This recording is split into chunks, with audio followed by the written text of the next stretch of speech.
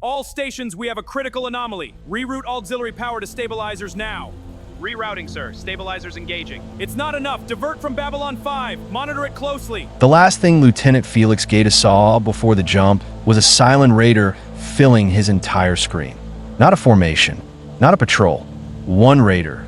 Close enough that he could see the individual hull plates. Close enough that the red sweep of its eye was visible on his monitor. Close enough that for one specific fraction of a second the thing looked almost curious. The way something looks when it is about to end something and wants to observe the ending clearly.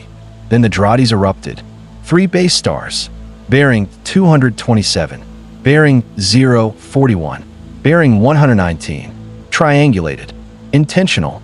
The specific geometry of a trap that had been calculated in advance by an intelligence that had been doing this for 9 months and had learned, through 9 months of continuous failure, to finish it, exactly how much room to give a Battlestar before closing the triangle.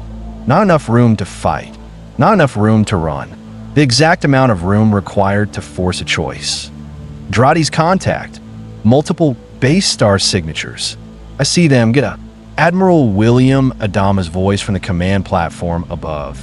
The voice that 47,000 people had been organizing their continued existence around for 9 months. The voice that had the specific quality of total control that was not the absence of fear, but something built on top of it.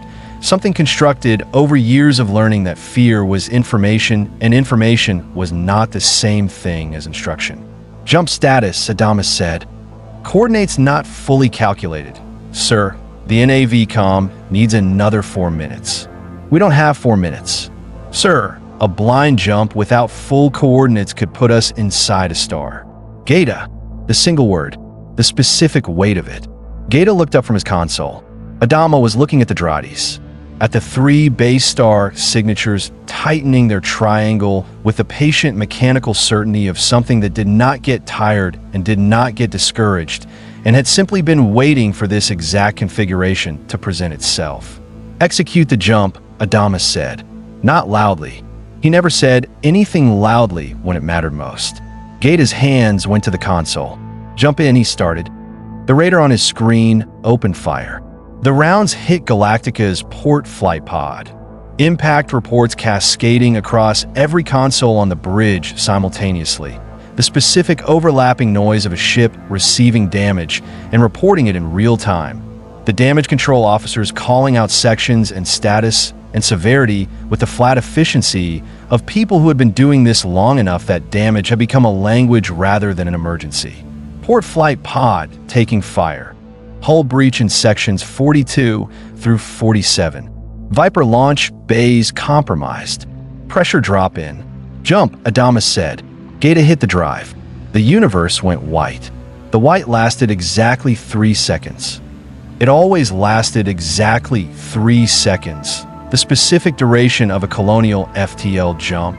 The 3 seconds during which the ship existed in a state that the Colonial Science Establishment had 17 competing theoretical explanations for and 0 consensus. The 3 seconds that felt to the people inside them like the universe holding its breath. Then the white resolved, and the universe exhaled, and nothing was right. Gaeta's hands were already moving across the navigation console before his eyes had fully adjusted. The automatic post-jump check that 9 months of continuous jumping had made as instinctive as breathing. The sequence of verification queries that told him where they were relative to where they had intended to be. The console gave him nothing he recognized. He ran the check again. Nothing. Position report, Adama said from above. Working on it, sir. Drades. Clear. No silent contacts. Jump appears to have. Gaeta stopped. Gaeta. Sir. A pause. The specific pause of someone discovering something their existing framework has no category for, and taking the half-second required to accept that the framework needs to expand. Drades is clear of silence. But I'm reading a structure. Large. At bearing 056 Mark 12. Approximately 400 kilometers. A structure, Adama said. Yes, sir. Not a moon. Not a natural formation. A structure. Artificial. Large. Another pause. Very large. Adama descended from the command platform to Gaeta's console. looked at the screen himself. The specific action of someone who trusted his officers completely and still needed to see certain things with his own eyes. He looked at what the sensors were showing him. Something enormous hanging in space ahead of them. A spindle shape, rotating slowly, lit from within against a star field that contained no constellation he had ever seen. Orbiting a planet in the blue-green register of a world with atmosphere and water. 5 miles long, if the sensor reading was accurate. Possibly more. Not colonial. Not silent. Not anything. The Universal Translator, a system that had been built to parse the 17 recognized colonial dialects and had never, in the entire history of its use, encountered anything it could not at least partially decode, was displaying a single word, repeated, that it had parsed from a signal the structure was broadcasting on multiple frequencies simultaneously. The word was identify. The rest of his signal was noise. Adama straightened up from the console, looked at the structure, at the star field behind it, at the planet below it, at 47,000 people in the ships around Galactica who had survived a silent trap by the specific margin of a blind jump into coordinates that had produced this, whatever this was, instead of the interior of a star. Battle stations, he said. The klaxons began. And someone tell me what I'm looking at. The bridge was quiet for exactly 2 seconds. The 2 seconds it took every person on it to complete their own version of Gata's check, their own individual confirmation that nothing they were seeing matched anything they knew. Then Colonel Ty's voice, flat and certain, the way Ty's voice was always flat and certain regardless of what it was saying. Sir, they're hailing us again, and this time the translator's getting more of it. Put it through, Adama said. The signal resolved, imperfectly, edges blurred by whatever distance or interference was degrading it, but enough. A voice, human-sounding, carrying the specific authority of someone sitting at a military communications post who has seen unexpected things before and has a protocol for them. Unidentified vessel. This is Babylon 5 control. You have entered a restricted approach corridor. Cut your engines and identify yourself immediately, or we will treat your presence as hostile. You have 60 seconds to comply. A pause. This is your only warning. The bridge absorbed this. Babylon 5, Gata said slowly, trying the words in the specific way of someone tasting something that has no reference point. Sir, that's not a colonial designation. That's not. I've never heard. Neither have I, Adama said. He looked at the structure, at Babylon 5, at something that had received them out of a blind jump, as if it had been waiting for something to arrive from somewhere unexpected and had a procedure ready for exactly that contingency. Open a channel, Adama said.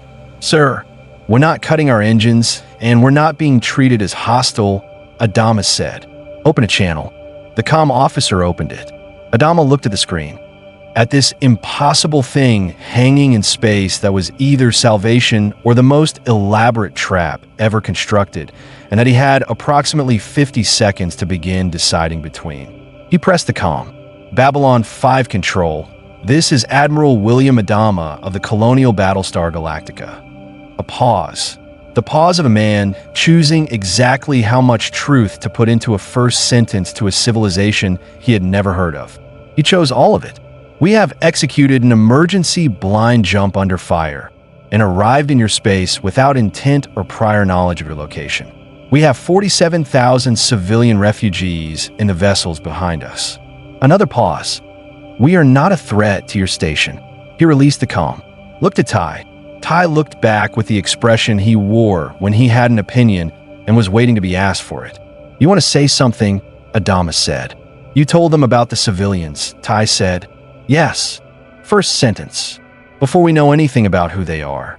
Yes, Adama said. Because if they're the kind of people who would use that information against us, we need to know that now. And if they're not, he looked at the screen.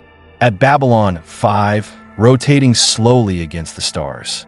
If they're not, then it's the only thing that matters. The comm crackled. Babylon 5 control again. The same voice. Different texture. The texture had shifted in the specific way voices shifted when the person behind them had just received information that changed their operational posture from threat assessment to something more complicated. Admiral Adama. This is Captain John Sheridan, commanding officer of Babylon 5. A pause. I'm going to need you to hold your current position and not, I repeat, do not, make any aggressive moves toward the station. We have fighters launching as a precaution. They will not fire unless fired upon. Another pause. Shorter this time. 47,000 civilians, Sheridan's voice said. Not question. Processing. 47,214, Adama said. At last count. The longest pause yet. Then, stand by, Admiral. I'm coming to meet you personally. The channel closed. Adama straightened up, looked at Drades. Clear. For now. No silon contacts. The blind jump had bought them time. How much time was a question that only the Cylons' ability to reconstruct emergency jump coordinates could answer. And that answer was never the same twice, and was never as much time as anyone wanted. Sir, Gaeta said quietly. Adama looked at him. Gaeta was looking at his console with the specific expression of a man who has just found something and is deciding how to say it. The jump coordinates, Gaeta said. The ones the NAV pulled for the blind jump. He paused. They didn't come from our current charts. Where did they come from? The COBOL data, Gaeta said. The ancient colonial star maps we recovered. The ones Baltar said were partially corrupted. Another pause. Sir, they weren't corrupted. They were encoded. Adama looked at him. Encoded. The jump didn't bring us here randomly, Gaeta said. He looked up from the console. These coordinates were in that map on purpose. Someone put them there. A pause. A very long time ago. The bridge was very quiet. Adama looked at Babylon 5. At the impossible station that an ancient colonial star map had known how to find. At the star field beyond it. Wrong stars, wrong sky, wrong everything except the specific quality of a place that had been waiting for something to arrive. Get Baltar, Adama said. Sir, and scramble the Vipers. Defensive formation around the civilian fleet. He looked at Drades one more time. Still clear. It won't stay clear, he said. To no one. To everyone. To himself. It never stays clear. Outside Galactica's hull, the first Vipers launched. 30 of them, battered and battle-worn and piloted by people who had been defending 47,000 lives for 9 months and had no intention of stopping today. They formed up around the civilian fleet. They looked at Babylon 5, and from Babylon 5's launch bays, the Starfuries came out to meet them. 48 of them, clean, fully armed, moving with the specific confidence of fighters that had not spent 9 months being hunted. In Viper 7, Kara Thrace, call sign Starbuck, looked at the Starfury formation closing on her position and felt something she had not felt in 9 months of continuous combat. Surprise. Genuine. Uncalculated. Pure surprise. What in the gods' names, she said quietly, are those? I need y'all to think about this for a second. What happens when a fleet that's been running for its life suddenly appears somewhere it was never supposed to exist? What happens when enemies you've known for years begin reacting to something they've never feared before? And what happens when two worlds collide, but one of them may be hiding something far older than either side understands? I don't know about y'all, but this crossover feels like one of those stories where every answer creates 3 new questions. So come explore this one with me because trust me, this journey is worth every second. And before we jump in, today's crossover story came from one of our subscribers, Don Lackey 911. So Don Lackey, shout out to you for this wild one. Now, buddies, let's get in. The Starfury that pulled up alongside Viper 7 was unlike anything Kara Thrace had ever seen in a cockpit. And she had seen things in cockpits. She had seen Cylon Raiders up close. Close enough to read the specific geometry of their construction. Close enough to understand the engineering logic of a machine built purely for killing with no aesthetic consideration whatsoever. She had seen the inside of a Cylon Raider from the inside, which was an experience she did not recommend and did not discuss. She had seen Colonial Vipers in every configuration from the Mark II her father flew to the Mark VII that the Cylons had gutted with the CNP backdoor on the first day of the war. She had never seen anything like this. 4 arms extending from a central crew pod. The specific configuration of something designed for 3-dimensional combat in open space. Something engineered by people who understood that space had no floor and no ceiling and had built their fighter accordingly. Weapons pods on each arm. maneuvering thrusters positioned at angles that her pilot's instinct immediately recognized as giving the thing a rotational capability that a Viper couldn't match. Different doctrine, she thought. Not better, not worse. Different, built by people who fought differently. The Starfury matched her speed exactly. The specific action of a pilot communicating through movement rather than words. I can keep up with you. Don't bother trying to lose me. Kara almost smiled. She keyed her comm. Hey, she said. Nice ship. Static. Then a voice. Male. Young. Carrying the specific edge of someone who had been scrambled for an intercept and was maintaining professional composure over genuine curiosity. Unidentified colonial pilot. You are in a restricted approach corridor. You are instructed to reduce speed and await. Yeah, I heard the announcement, Kara said. I'm going to need you to tell your friends to back off about 6 clicks because the people in those ships behind me have been through enough today, and 48 fighters on their doorstep is not going to help anyone's blood pressure. A pause. Who is this? The voice said. Liut Karatranje, Vipers Squadron, Battlestar Galactica. A beat. Call sign Starbuck. You. Another pause. Longer. The specific pause of someone deciding whether standard protocol applied to a situation that standard protocol had clearly not been written to cover. Lieutenant Warren Keffer, the voice said finally. Zeta Squadron, Babylon 5. A pause. You want to tell me what's going on out here, Lieutenant Thrace? Because from where I'm sitting, you people came out of nowhere, you're flying ships I've never seen before, and whatever that massive vessel you came in on is, it looks like it lost a significant argument with something. Several somethings, Kara said. Repeatedly. Over 9 months. 9 months of what? Kara looked out her cockpit at the civilian fleet behind her. At the battered transports and freighters and ships that had been built for cargo and comfort, and had spent the better part of a year being the fragile containers of everything the human race had left. At the specific site of 47,000 people existing in metal boxes in space because the alternative was not existing at all. Of running, she said. The word landed differently than she intended it to. Flatter, heavier. The specific weight of a word that had been true for so long it had stopped feeling like a description and started feeling like an identity. Keffer was quiet for a moment. Running from what? He said. Not challenging. Genuine. From the things that destroyed our home, Kara said. From the things that killed everyone we didn't manage to get off world in time. A pause. From machines that don't stop. That don't get tired. That don't. She stopped herself. Pulled back. This was not the conversation she was supposed to be having on an open frequency with a pilot she had met 40 seconds ago. Look, your commander is meeting with our commander. Let them handle the big picture. I just need you to tell your people to give the civilian fleet some room. Keffer didn't respond immediately. She could feel him looking at the civilian fleet on his sensors, running the same calculation she had run 1,000 times. The specific accounting of how many ships, how many people, how much damage, how close to the edge of sustainable. Zeta Wing, Keffer said to his squadron, not to her. Fall back to perimeter formation. Give the civilian vessel space. Responses from his pilots. Acknowledgements. The Starfury formation shifted, not retreating, repositioning, the specific movement of experienced pilots creating distance without creating opportunity. Thank you, Kara said. Don't thank me yet, Keffer said. My CEO is going to have about 1,000 questions. So is mine, Kara said. Welcome to the club. She looked at his Starfury. At the 4-armed configuration, holding steady off her port side. Can that thing roll? She said. A pause. 360 degrees, Keffer said. Any axis? Huh, Kara said. Can yours?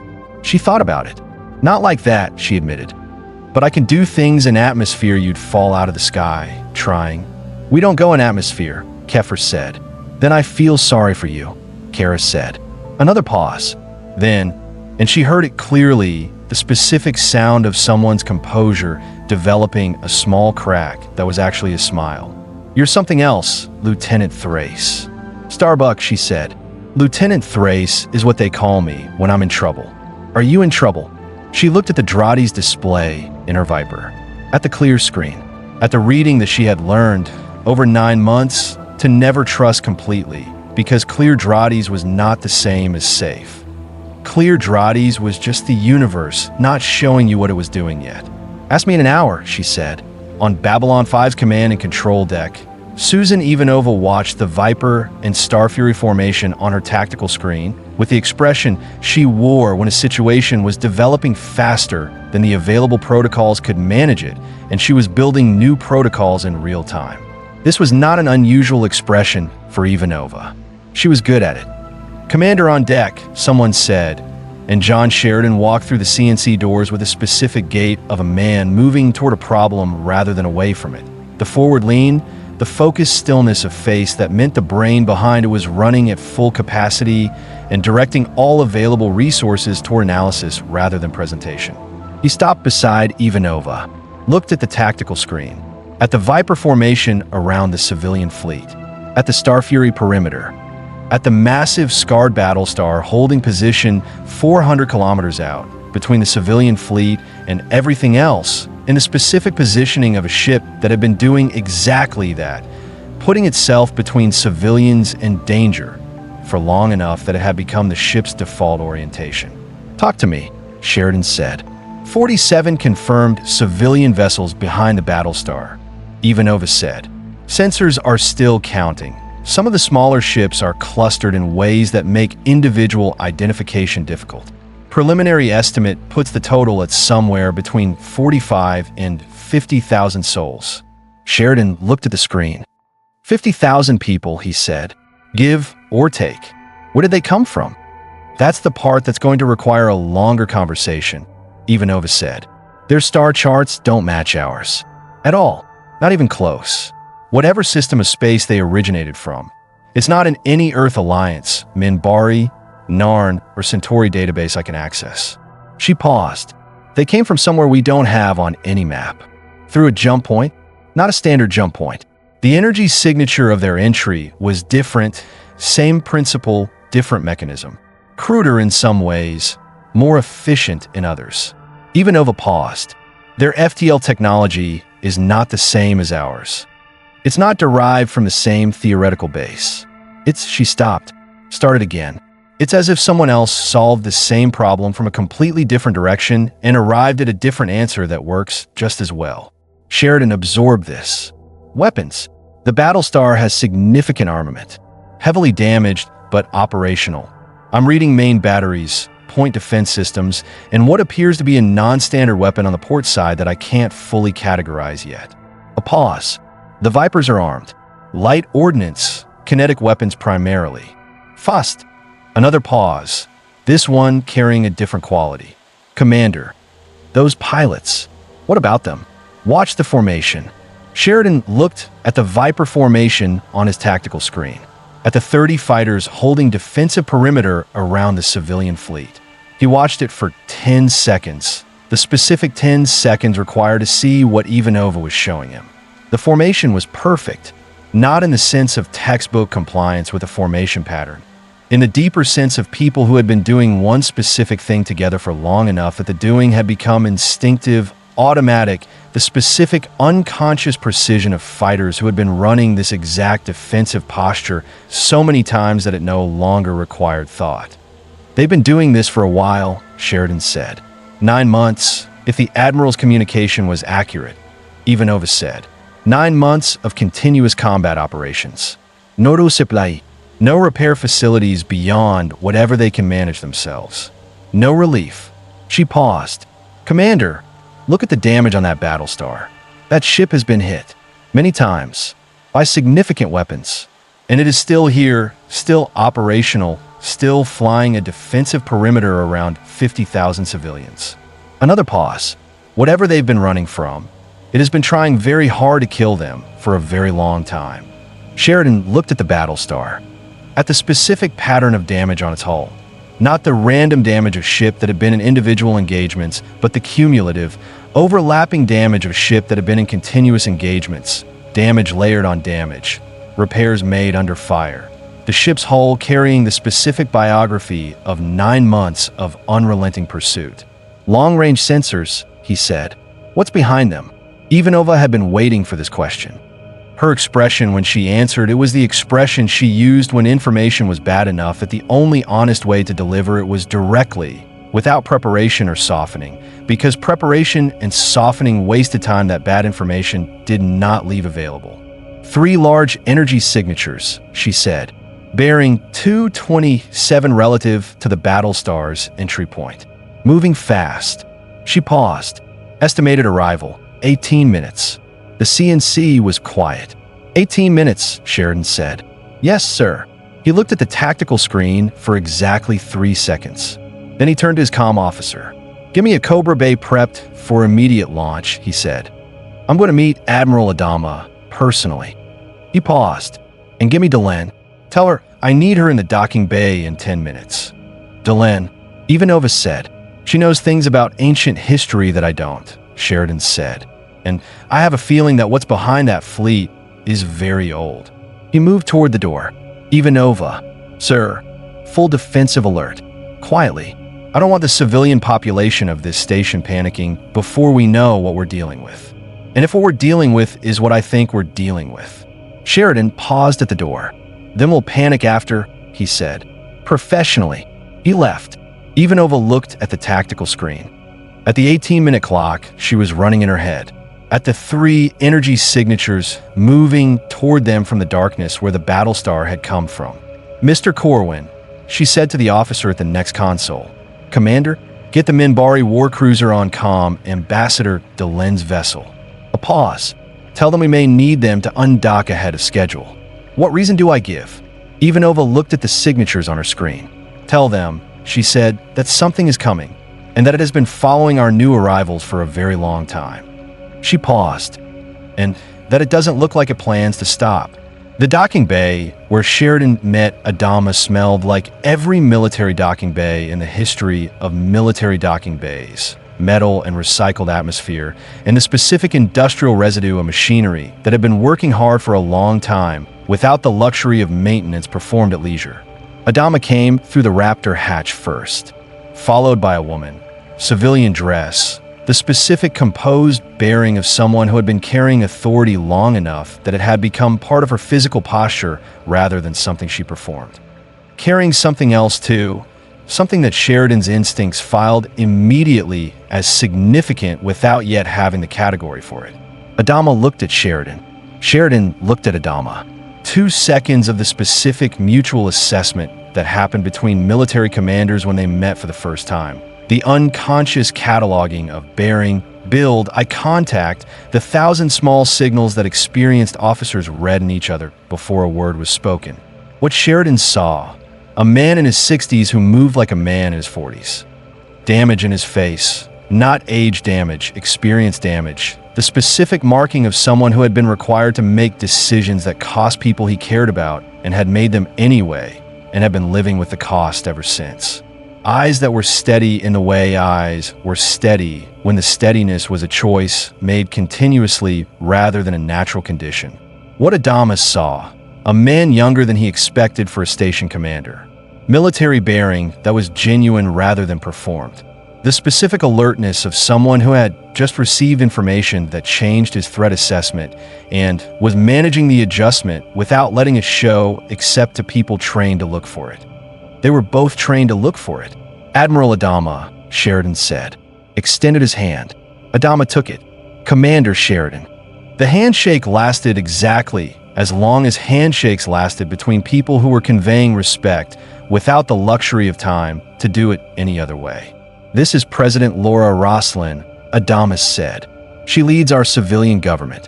Sheridan looked at Roslin. President, he said. Captain, Roslin said. Her voice was the voice of someone who had been a school teacher before she was a president and still occasionally deployed the teacher's specific quality of calm precision when she needed a room to focus. I want to thank you for receiving us. We understand this is not a standard situation. No, Sheridan said. It isn't. He paused. I want to help you. I want to understand what you need and what you're carrying and figure out how this station can assist. He looked at both of them. But I need to be honest with you about something first. Go ahead, Adama said. The 3 signatures on our long-range sensors, Sheridan said. Whatever's behind you, it's going to be here in approximately 16 minutes now. I need to know what I'm dealing with before it arrives."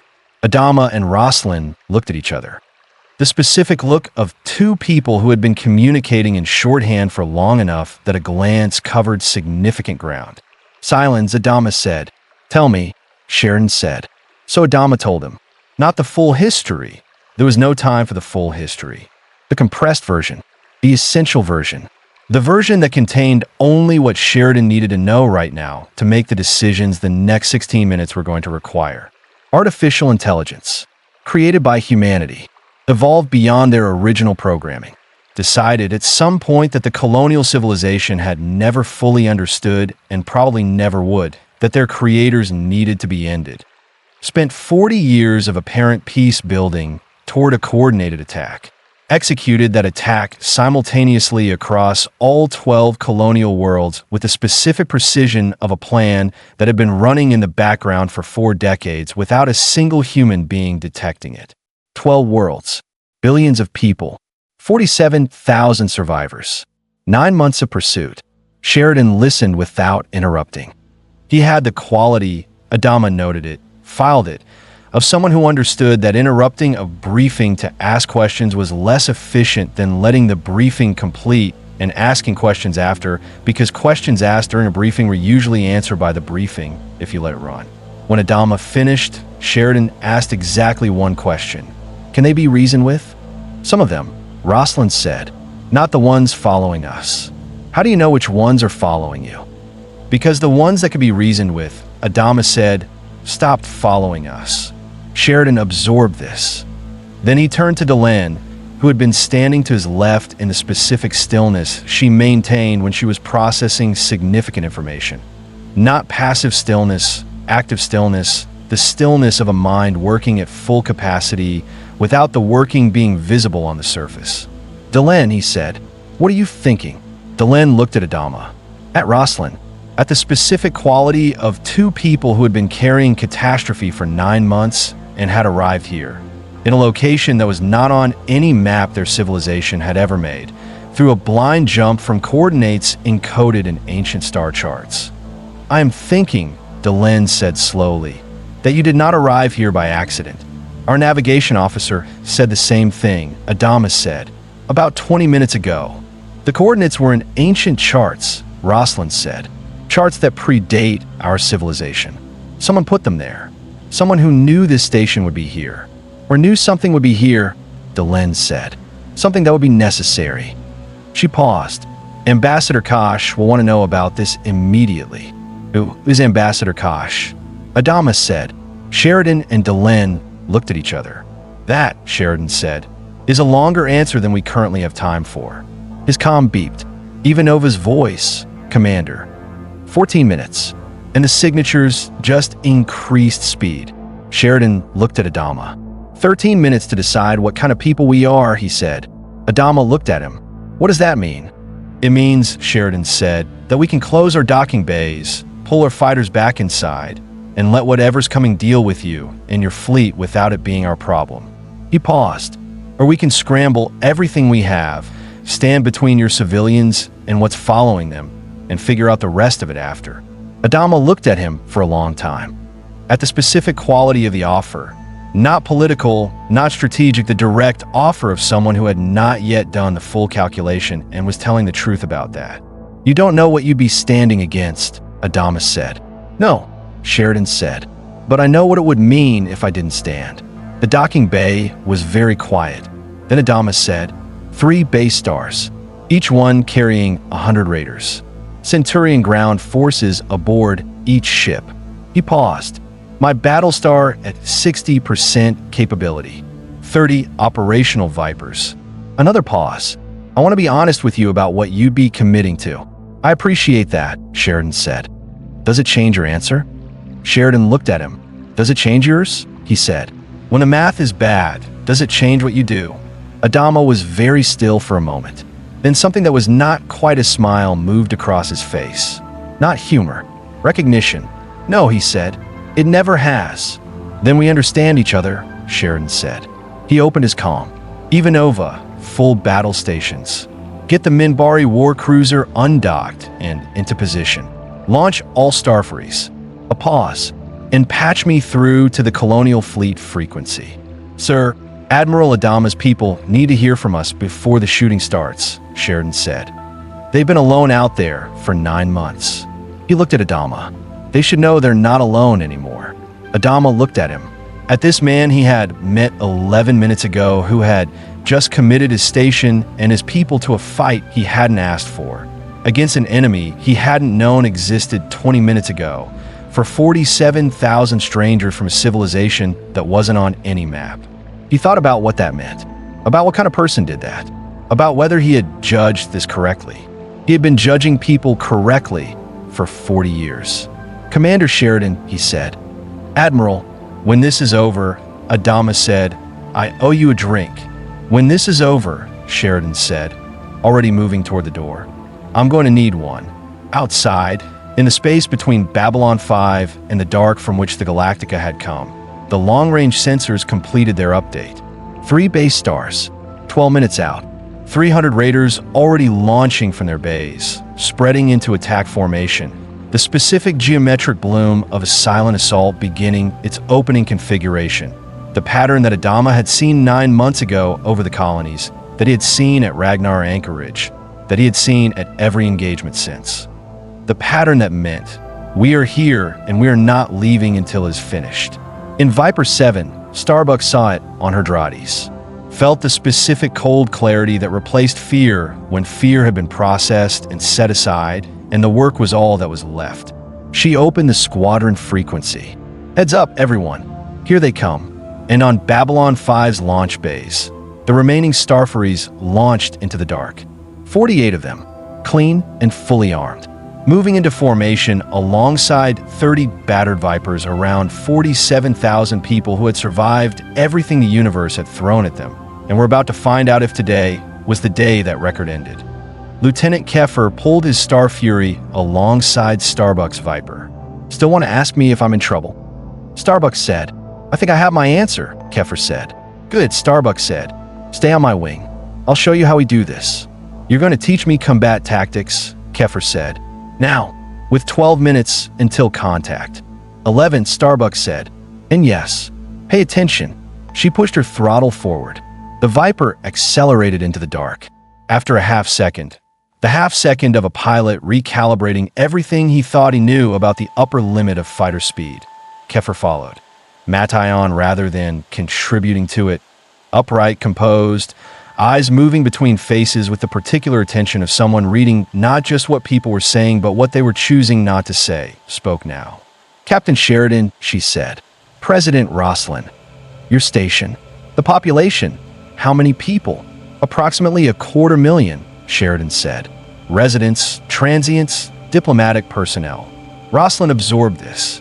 Then we have something in common, she said quietly. You are responsible for 250,000 people on a station that cannot move. I am responsible for 47,000 people in ships that cannot stop moving. She paused. Neither of us can afford to lose this engagement. No, Sheridan said. We can't. Then let's make sure we don't, Roslin said. It was said simply, without performance. The specific directness of a woman who had been a schoolteacher and a secretary of education and a dying president and had learned, through each of those roles in succession, that the most effective thing she could do in any room was say the true thing without decoration and let other people decide what to do with it. Sheridan looked at her for a moment. Then he turned back to the tactical display. Revised plan, he said. Adama, your Vipers take the left flank of the Raider formation. My Starfuries take the right. We split their attack, force them to divide their response, give the destroyers a corridor to the base stars. The corridor won't stay open long, Adama said. It doesn't need to. It needs to stay open long enough for one good firing run. He paused. The Minbari ship handles anything that gets through the fighter screen. And Galactica? Galactica, Sheridan said, holds position in front of the civilian fleet and does not move. Whatever comes at those ships comes through you first. Adama looked at the display, at Galactica's position on it, at the civilian fleet behind her, at the specific arrangement of it. The Battlestar as shield, The fighters as the force that made the shield viable, the destroyers as the offensive element that gave the whole structure purpose. It was a good plan, not a certain plan. There was no certain plan with these numbers against this force. But good. Agreed, Adama said. Sheridan opened his comm. Ivanova, transmit the revised tactical plan to all colonial vessels. Authorization code Sheridan 7. Sir, they're on a different comm system. Then give it to Admiral Adama's communications officer and let them transmit it, Sheridan said. We don't have time for technology compatibility discussions. Understood. Adama opened his own comm. Galactica, this is Adama. Patch me through to the Viper Squadron frequency. Static. Then, frequency open, sir. Adama looked at the tactical display. At the 7-minute clock Sheridan had running on the War Room's secondary screen. At everything that needed to be said to people who were about to fight alongside strangers from civilization they had met 11 minutes ago. He chose simplicity. He always chose simplicity when there wasn't time for anything else. All Viper pilots, new orders. You're going to be operating alongside Babylon 5's Starfury squadron. These pilots don't know our tactics, and we don't know theirs. That doesn't matter. What matters is this. They're going to be between you and 300 raiders, and they're going to be trying to keep you alive while you keep them alive. A pause. Treat them like your own. Watch their backs the way you watch each other's. Another pause. Adama out. He closed the comm. Looked at Sheridan. Done, he said. Sheridan nodded. Turned to his own comm. All Starfury squadrons. You are flying combined operations with Colonial Viper pilots as of this moment. Their call signs may be unfamiliar. Their ships will look different. Their tactics will be different from ours. He paused. What won't be different is why they're out there. They have been protecting those civilians for 9 months. Today we help them finish it. Another pause. Sheridan out. He closed the comm. The war room was quiet for exactly 2 seconds. 6 minutes, Ivanova said over the open channel from CNC. Copy, Sheridan said. He looked at Adama. Is there anything else I should know before they arrive? He said. Anything about how they fight? Tactics? Vulnerabilities? Anything? Adama thought for exactly 3 seconds. They're machines, he said, which means they calculate. They assess risk and adjust tactics in real time faster than human pilots can. He paused. The way you beat them is not by being more calculated. You can't outcalculate a machine. Another pause. You beat them by being unpredictable, by doing things that don't fit their threat models, by making choices that a machine assessing probabilities would not select because the probability of success is too low. Sheridan looked at him.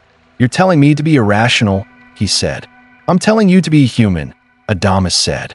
There's a difference. Something moved across Sheridan's face. Not quite a smile, the specific expression of someone who has just been told something that resonated at a level deeper than the tactical. Good to know, he said. He moved toward the door. Stopped.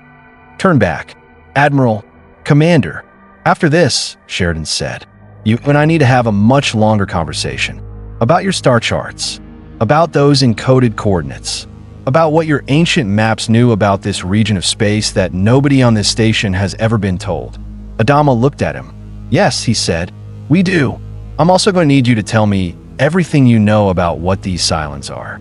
Not tactically, fundamentally. What they are and why they want what they want.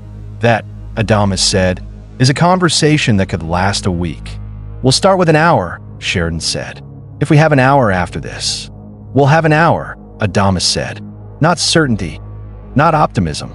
The specific flat statement of a man who had decided the hour would exist and was treating that decision as a fact rather than a hope. The statement of someone who had learned, over 9 months of surviving things that should not have been survivable, that intention had weight.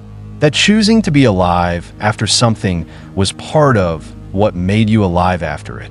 Sheridan looked at him for one more second. Then he left. Adama turned back to the tactical display, at the civilian fleet on it, at the 3 red signatures. At 5 minutes and 40 seconds, Rosalind moved to stand beside him. They stood together in the specific silence of 2 people who had been standing beside each other in silences like this for 9 months. Not comfortable silence, not peaceful silence, the silence of people who had run out of things to say that were not already understood between them. "What do you think of him?" Rosalind said. Sheridan, "Yes." Adama looked at the display. "I think," he said, "that he's the kind of man who makes a decision because it's right and then figures out how to make it work after." He paused. "In my experience, that's either the most dangerous kind of commander or the most effective one." "Which is he?" Rosalind said. "Probably both," Adama said. "Same as us." Rosalind looked at the display, at the clock, at the 5 minutes and 20 seconds of quiet that remained before everything changed again. "Bill," she said. "Laura, we made it here," she said. "Whatever happens next, we made it here. To a station full of people who chose to stand with us before they knew what they were standing against." She paused. "That matters." "Yes," Adama said. "It does." He put his hand on the table, not reaching for her, just placing it there, present, solid. The specific gesture of someone anchoring themselves to something real before the world went loud again. Rosalind put her hand beside his, not touching, adjacent. The specific geometry of two people who had been through enough together that proximity was its own language. They stood there, looking at the clock, at 4 minutes and 50 seconds. In CNC, Ivanova watched the tactical screen with the focused stillness of someone who had been a soldier long enough to know that the seconds before an engagement were not for anxiety. Anxiety was information processing that had stopped being useful. The seconds before an engagement were for clarity, for stripping everything down to the clean, essential architecture of what needed to happen and in what order and who was responsible for each piece of it. She had clarity. She also had something she would not have described as fear, because Ivanova had a complicated relationship with the word fear and preferred to use more precise language. What she had was the specific heightened awareness of someone who understood that the 3 energy signatures on her screen were not abstractions. They were machines that had destroyed a civilization, that had killed everyone on 12 inhabited worlds, except the 47,000 people currently sheltering behind a scarred Battlestar 400 kilometers from this station. She had read the sensor data on those 47,000 people. She had counted the civilian ships. She had run the numbers. 47,000 survivors from a civilization of billions. She did not let herself think about what those numbers meant for more than 3 seconds, because 3 seconds was all the time the numbers were owed, and thinking about them longer than that would not help anyone. And she had learned, over years of military service, to be precise about which thoughts deserved how much time. 3 seconds. Then back to the tactical screen. "Corwin," she said. "Commander, the colonial vessels in the civilian fleet, do any of them have weapons?" Corwin checked his console. "Minimal. A few of the larger ships have point defense systems. Nothing significant. Get them on frequency. Tell them to activate their point defense systems and prepare to fire at anything that gets through the fighter screen." She paused. "They've been doing this for 9 months. They know the drill." "Yes, Commander." She looked at the clock. For minutes. She looked at the Viper and Starfury formations on her screen, the combined fighter screen that should not have been possible to assemble in the time it had been assembled in, flying positions that had been coordinated in 20 minutes between pilots who had never trained together and were operating equipment built on completely different design philosophies. Flying them perfectly. She watched the formation for a long moment. "Corwin," she said quietly.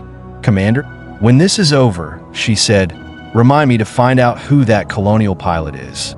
The one on the left flank." Corwin looked at his screen, at the Viper on the left flank of the combined fighter formation, the one that was flying with the specific quality of controlled aggression, the specific economy of movement that distinguished a pilot who was very good from a pilot who was something else entirely. "Her call sign is Starbuck," Corwin said.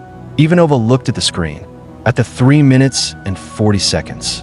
"Of course it is," she said. In the civilian fleet, on a battered Tilium refinery ship called the Daramozu, a woman named Callie Henderson was looking out a viewport. She was 23 years old. She was a deckhand. She had been a deckhand for 9 months of running and fighting and watching people she knew die and watching the fleet she was part of somehow, impossibly, continue to exist past every moment that should have ended it. She was looking at Babylon 5, at the lights of it, the rotation, the specific quality of a structure that had been here, in this place, in this orbit before they arrived and would be here after. Something permanent, something that had not been built in a hurry on the run. Something that had been built by people who expected to stay. She had forgotten what that looked like. What it felt like to look at something built by people who expected to stay. The woman next to her, older, a civilian contractor who had been doing maintenance on Tilium processors before the world ended and had been doing it since, put a hand on her shoulder. "What is that place?" the older woman said. "I don't know," Callie said. "Do you think it'll help us?" Callie looked at the fighter formation on the small tactical screen above the viewport, at the Vipers and the Starfuries flying together in the dark, at the shapes of ships she didn't recognize flying positions she recognized completely, at someone standing between them and what was coming, someone who hadn't been asked, someone who had chosen. "Yeah," she said, "I think they will." The older woman looked at her. "How do you know?" Callie watched the formation, watched the Starfuries matching the Vipers' movements with the specific synchronization of fighters that had found each other's rhythm. "Because they're already out there," she said simply. 3 minutes. On the tactical display in every room on Babylon 5 that had one, the 3 red signatures resolved from energy readings into defined shapes. Base stars. The first clear sensor image of them. The specific design of ships built by machines for machines, the asymmetrical geometry of Cylon engineering that had never needed to be beautiful or comprehensible to human eyes, because human eyes were not the intended audience. On Babylon 5's CNC, Ivanova looked at the image, at the scale reading beside it, at the Raiders already launching, the count climbing past 200, past 250, reaching toward 300 with a specific proliferation of things that were being produced rather than piloted, manufactured rather than launched, each one identical to the last because individuality was not a design requirement. 2 minutes 30, she said. On the Viper frequency, Starbuck's voice. Flat, focused, carrying the specific register of someone who had done this enough times that the doing had become a kind of fluency. All right, here's what's going to happen. Nobody told her to speak. Nobody gave her the frequency. She had taken it because it needed to be taken, and she was the one who knew what needed to be said. 3 base stars. Approximately 300 raiders. You've never seen a raider before, so I'm going to tell you the important things fast. On the Starfury frequency, 48 pilots listened. They're faster than they look, and they turn better than anything with that profile should turn. They fly in coordinated swarms. They share targeting data, which means if one of them has a lock on you, they all have a lock on you. The way you survive a swarm is you don't let it form. You hit the edges first. You break the geometry before it closes. You keep moving because a moving target costs them more processing to track than a stationary one. A pause. Stay with your wing. Don't get separated. If you get separated, get unseparated fast. 2 is survivable. 1 is not. Another pause. Shorter. One more thing. The combined frequency was completely silent. The people in those ships behind us, Starbuck said. The civilians. They've been watching us keep them alive for 9 months. They're watching right now. A pause. Don't let them down today. Silence. Then Kefir's voice. You heard her. Zitawin combat formation. Weapons free on my mark. The Starfuries moved. The Vipers moved with them. In 2 minutes and 14 seconds later, 300 Cylon Raiders crossed the engagement threshold, and the space around Babylon 5 became the loudest thing it had ever been. The first Raider through the engagement threshold died in under a second. Not because it was slow, not because it was careless, because Starbuck had been waiting for exactly the angle it presented when it crossed the line she had drawn in her head.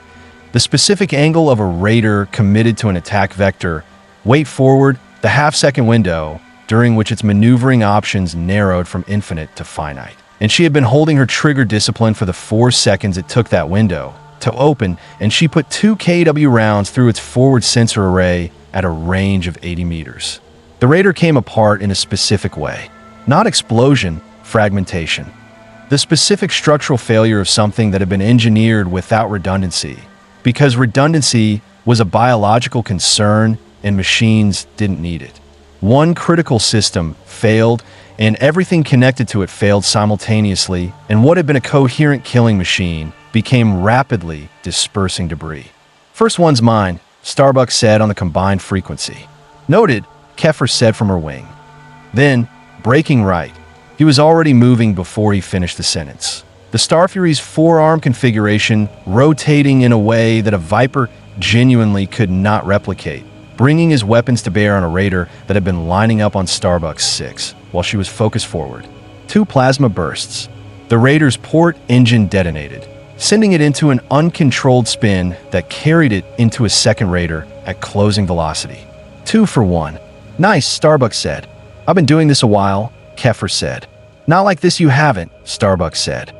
She was already gone, throttle forward, pushing the Viper into the heart of the raider formation with the specific aggression of someone who had learned, over 9 months of fighting these things, that the edge of the swarm was less dangerous than the middle because the middle was where the coordinated targeting locked, and the edge was where the geometry hadn't closed yet.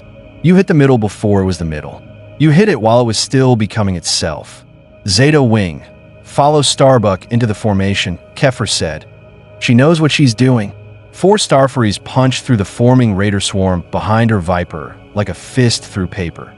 Not because the raiders were weak, but because the specific combined velocity of 5 fighters moving in coordinated aggression through a formation that was still achieving coherence was more than the raider targeting network could track and respond to simultaneously. 7 raiders down in the first 12 seconds.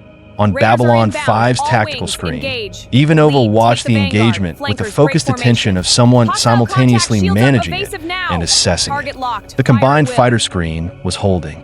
More than holding. Corwin, update me on the base stars. First base star holding position at 220 kilometers. Second and third are moving, bearing 045 and 178. They're splitting the approach. They're going around the fighter screen, Ivanova said. Yes, Commander. Of course they are, she said. Not frustration. The flat acknowledgement of someone who had anticipated a move and was already past the point of being surprised by it occurring. Get the destroyers on. She stopped, looked at her screen, at the specific movement pattern of the second and third base stars as they repositioned, at what they were moving toward. Not the station, not the fighter screen. Corwin, she said very quietly, where are those base stars going? Corwin ran the trajectory calculation, looked at his screen, looked at Ivanova. Bearing 178 takes the third base star directly toward the civilian fleet, he said. At current speed, contact in 4 minutes. The CNC was completely silent for exactly 1 second. Give me Adama, Ivanova said. On Galactica's Multiple bridge, bogies incoming. Adama had been Evasive watching the maneuvers. engagement on Copy that. Drades Shields at since full. the first They're breaking raiders formation. crossed the Target the lead threshold. ship. Fire He well, watched the way a protect the man station. watched something he had Direct it. seen They're many scattering. times before and could not stop himself from watching again. The specific attention of someone reading a language they had spent 9 months learning to read in real time, translating the positions and vectors and contact reports into the tactical narrative they were writing. The fighter screen was performing, better than it should have been, given that it had been assembled in 20 minutes between strangers. The Starfuries and Vipers were finding each other's rhythms with the specific efficiency of pilots who shared a fundamental orientation. Not the same training, not the same doctrine, but the same answer to the question of what mattered when it came to keeping the people behind them alive. It was working. Then the Drades showed him what the 2 flanking base stars were doing, and his hands were on the comm before the tactical picture had fully resolved. This is Adama. Galactica, all main batteries to port.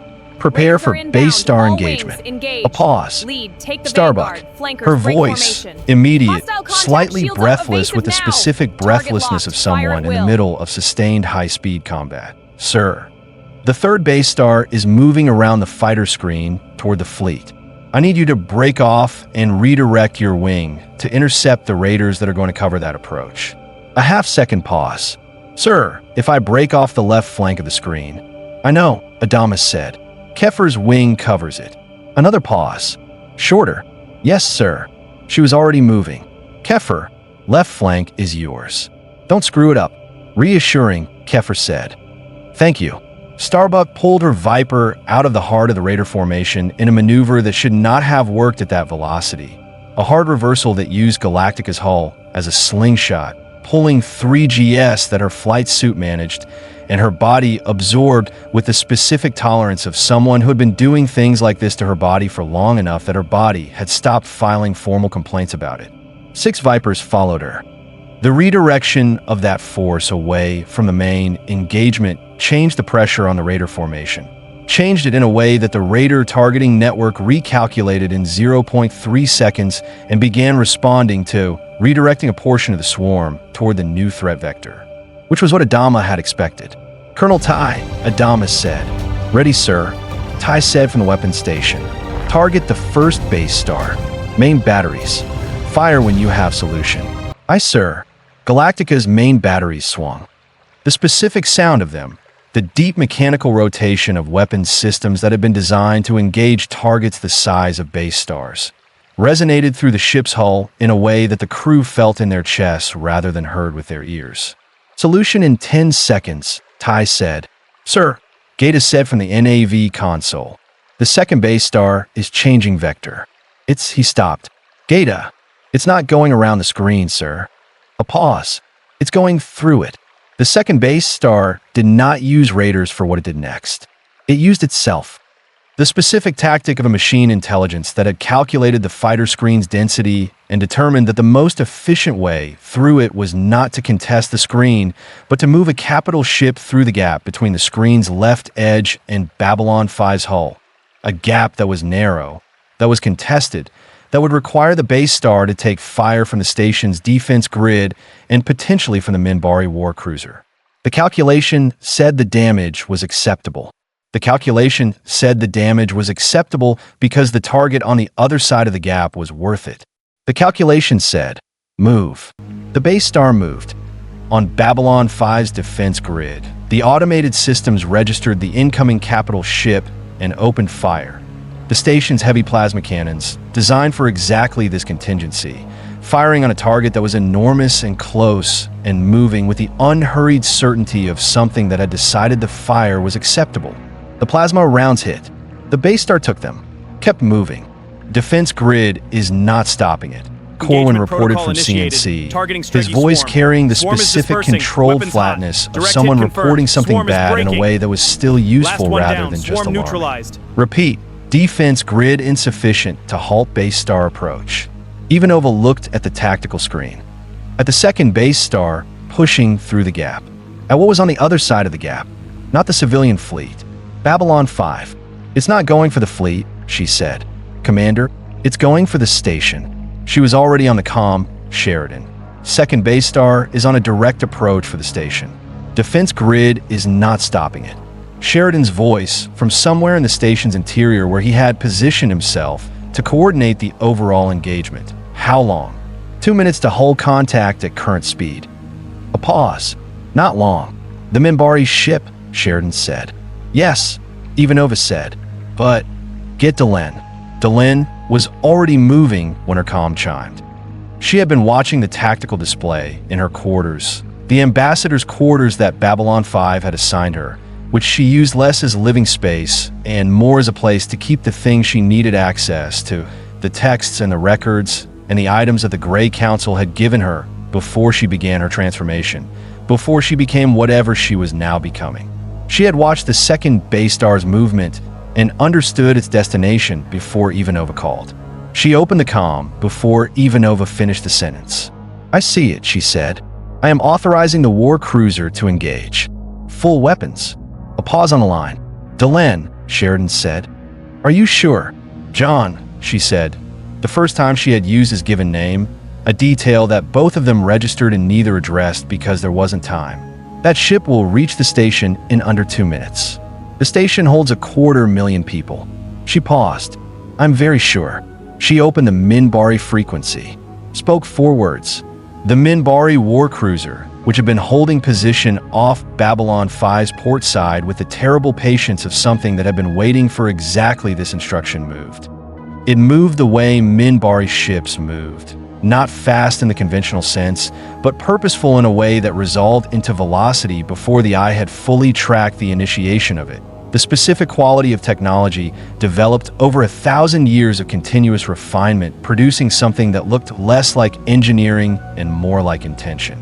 The warcruiser placed itself between the second base star and Babylon 5. The base star's raiders, the portion that had been assigned to cover the capital ship's approach, turned toward the warcruiser immediately. The warcruiser's stealth systems activated. 40 raiders lost their targeting lock simultaneously. On Babylon 5's tactical screen, the raiders' formation dissolved.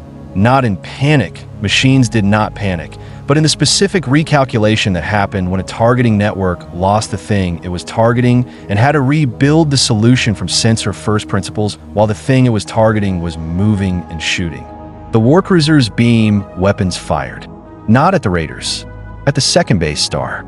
The beam that a Minbari warcruiser produced was not comparable to the plasma cannons of a Babylon 5 defense grid or the kinetic weapons of Colonial Vipers or the energy bolts of Cylon raiders.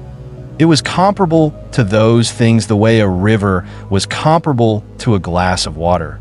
Same substance, categorically different scale. The beam hit the second base star amidships. The base star did not explode. It came apart. The specific structural failure of something subjected to more energy than its engineering had been designed to absorb. A cascading series of internal detonations beginning at the impact point and propagating through the ship's systems with the unstoppable logic of catastrophic failure. Each system's failure accelerating the next. The whole process taking 11 seconds from initial impact to the point where what had been a base star was a debris field. 11 seconds. On Galactica's bridge, Gaeta stared at his console. "Sir," he said, "the second base star is gone." "I saw," Adama said. In 11 seconds, Gaeta said.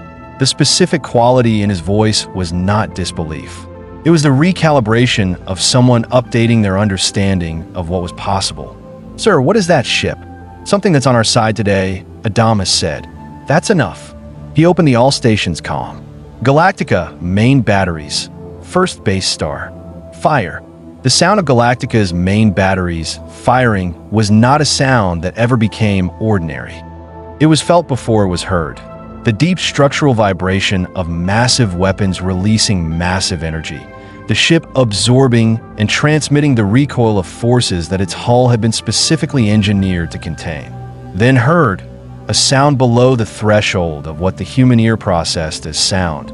More pressure wave than noise, the specific physical communication of a Battlestar doing what it had been built to do. The rounds crossed the space between Galactica and the first base star in 1.4 seconds. Hit. The base star's hull plating absorbed the first salvo, took it the way the base stars always took Galactica's fire, with the specific tolerance of something that had been built to survive exactly this level of engagement. Damaged, not destroyed. "Reload and fire again," Adama said.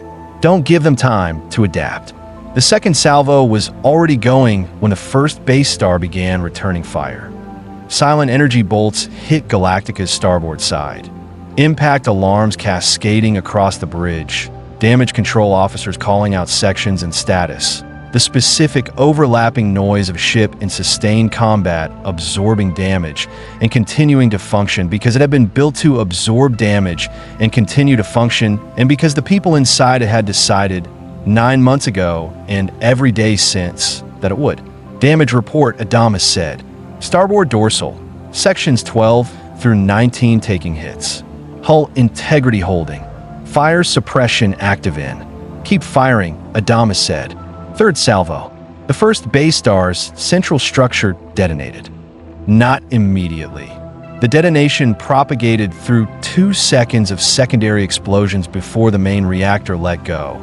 And when it did, the light of it was visible from Babylon 5's viewports as a brief new star in the space between the station and the debris field of what had been the second base star. 2 base stars down, 1 remaining. On the fighter screen, the raider count had dropped from 300 to something closer to 150.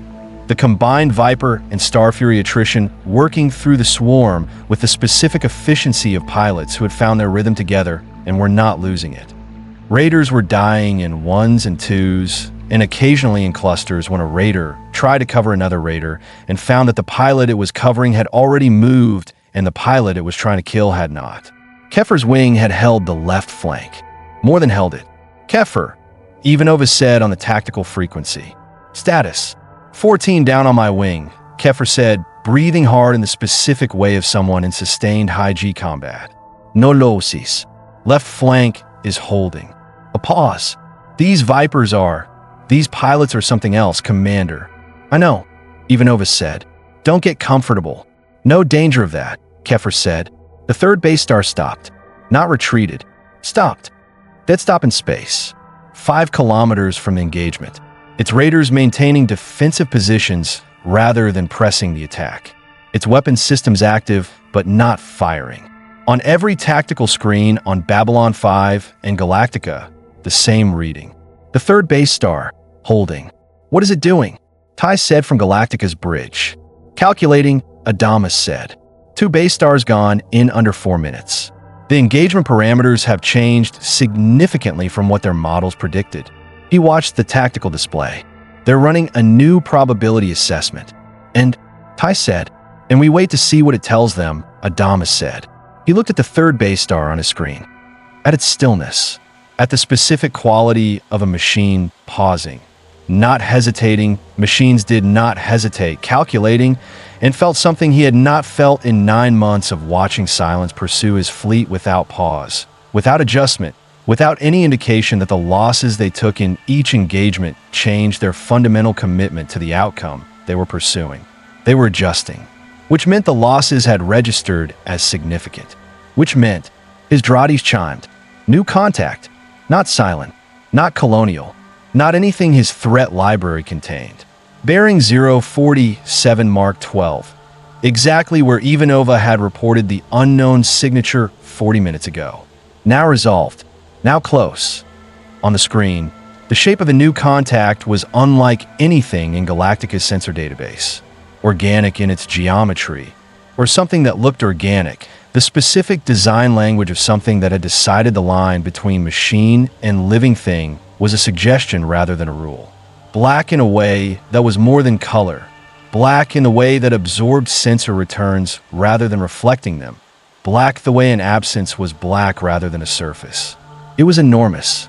It moved without visible propulsion. And it was not moving toward the engagement. It was moving toward the third base star. Adama watched it on his screen, at the shape of it, at the way it moved, at the way the third base star, which had just finished calculating whether to continue an engagement it was losing, went completely still when the new contact appeared on its sensors. The stillness of something that had just detected something it recognized. Sir, Gatus said quietly, the third base star's raiders are pulling back. I see it, Adama said. They're not retreating from us, Gatus said. They are repositioning, around the base star. He paused, like a defensive formation. They're not defending against us, Adama said. Then were they defending against? Ty said. Adama looked at the new contact, at the black shape that moved through space like a thought rather than a vessel. At the way the Cylons, his enemies, his pursuers, the machines that had killed his civilization and hunted its survivors for 9 months without pause, were now pointing their weapons at something other than him. I don't know, Adama said, for words that Adama rarely said, for words that cost him something each time he said them.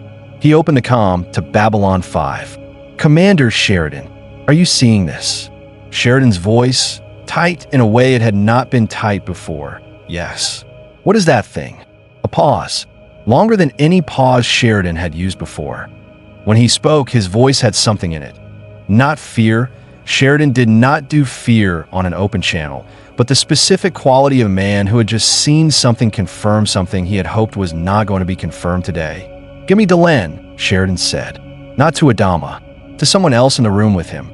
Then, to Adama, Admiral, I need you to listen to me carefully. That contact, he paused again. That contact is the reason your ancient star maps knew to bring you here. Not to this station specifically. Another pause. To this moment, Sheridan Adama said, what is that thing? He heard Delenn's voice in the background. Heard her say something in a language he didn't recognize. Heard the specific quality of it.